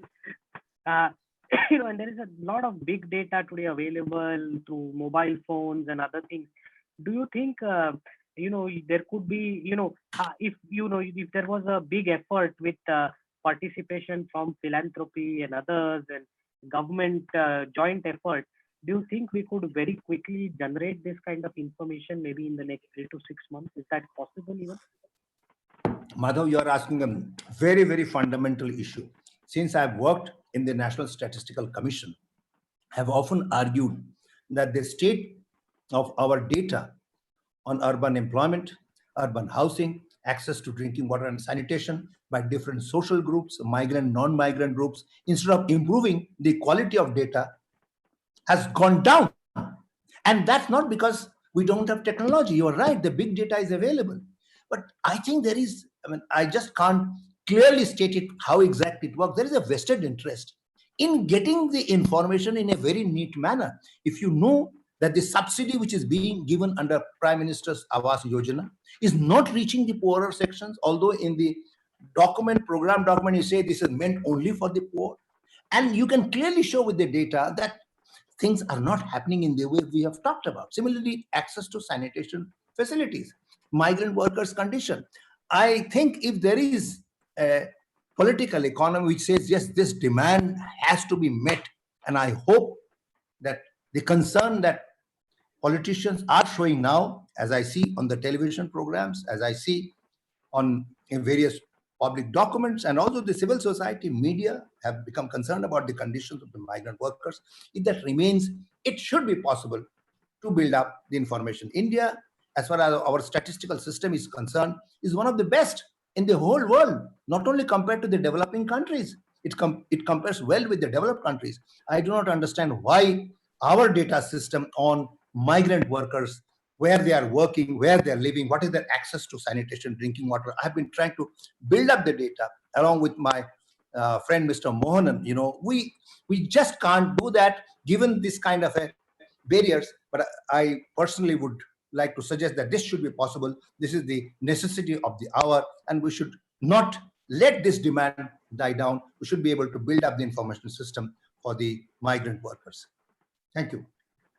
One other couple of other small questions. One you sort of responded to, but I think is very relevant. Is this especially the impact on girl education, and the girls will get dropped out, forced into early marriage. So I mean, can there be some targeted effort?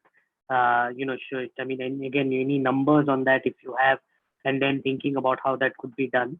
The other thing is, there are some there's some broad questions on reverse migration. I think you've answered a lot of them. But and then one big question is, do you see any role for like micro donations, e-commerce portals in creating some welfare for combating some of these social inequalities? Do you think that is even possible? What kind of contribution numbers can help?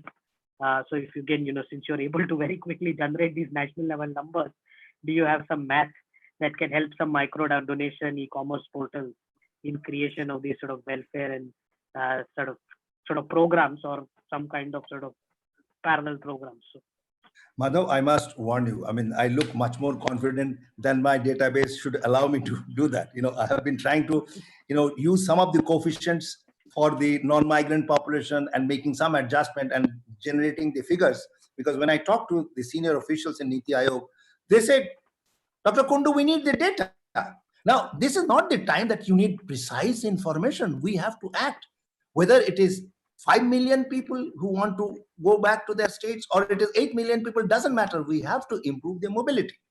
As far as the question about the girls' dropout rate is concerned, we have national sample survey data. This very clear information. We can have income-wise, income category-wise, we can have age-wise, and we know that the dropout rate from the schooling system for the girls begins at 11 years, whereas for the boys, it starts at 12 and a half and 13 years. In the rural areas, dropout rate for the girls begin even earlier than that.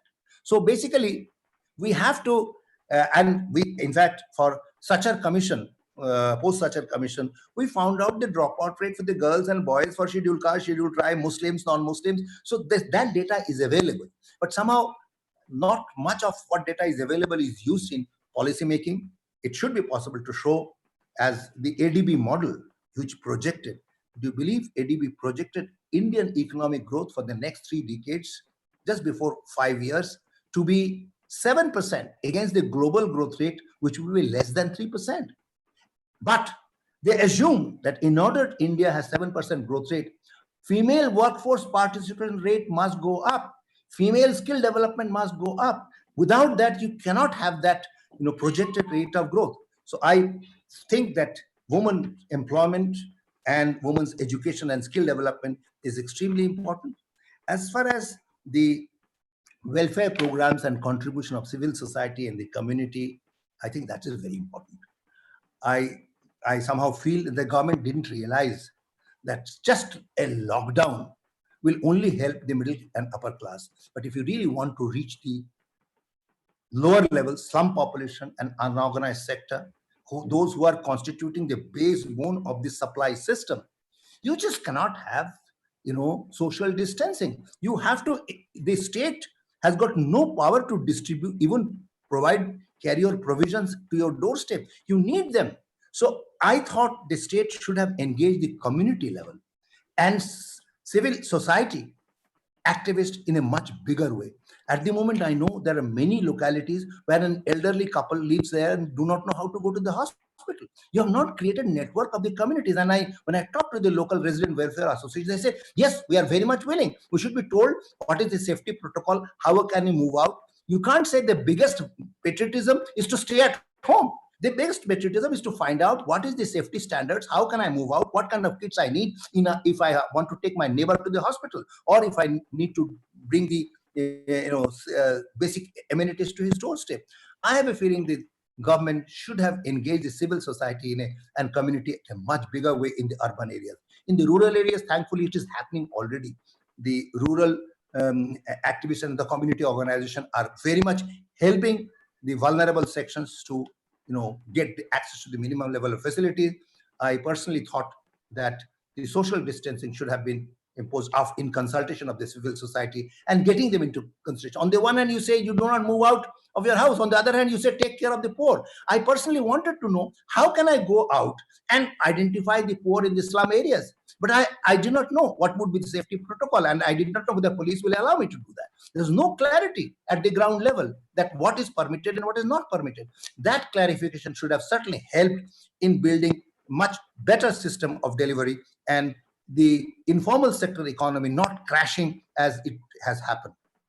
Madhav.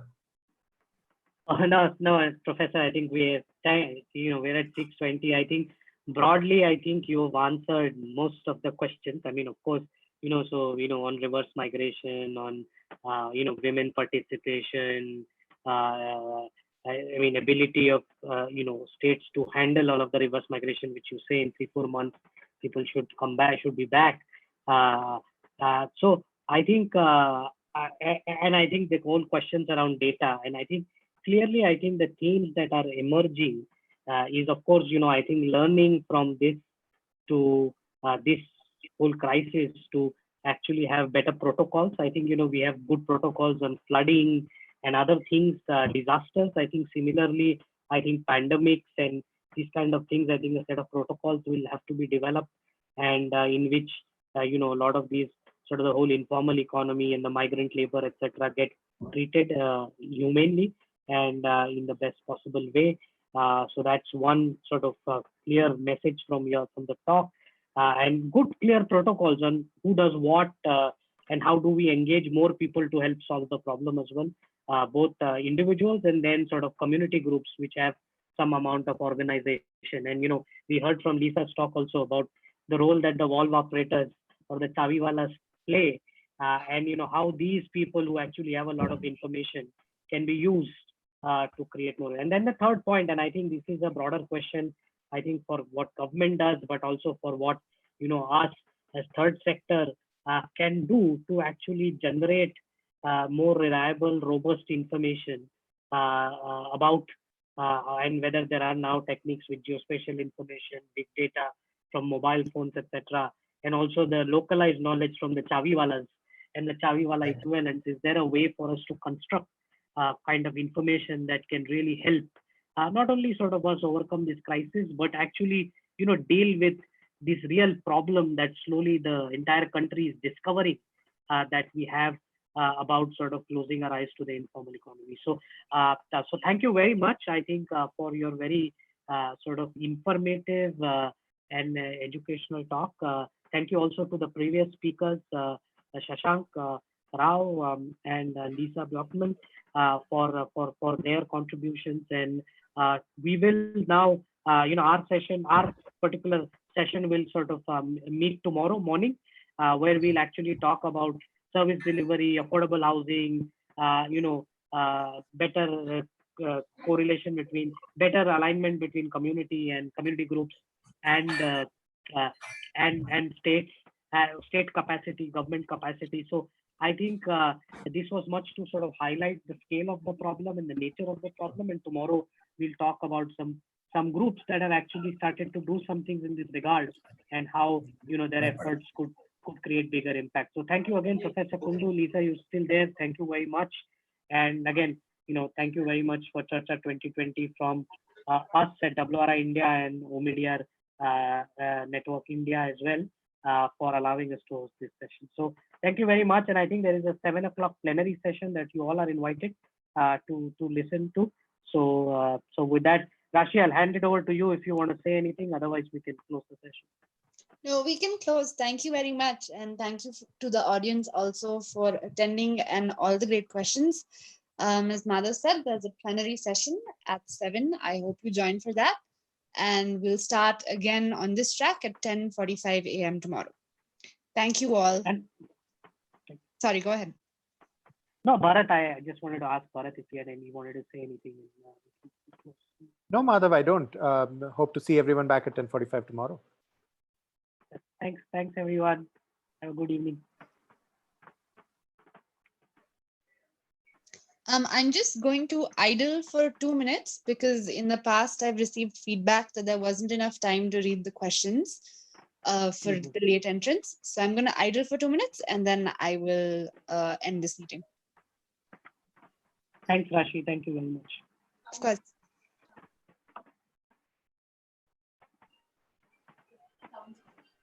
Why don't I also send you a couple of 3 or 4 questions?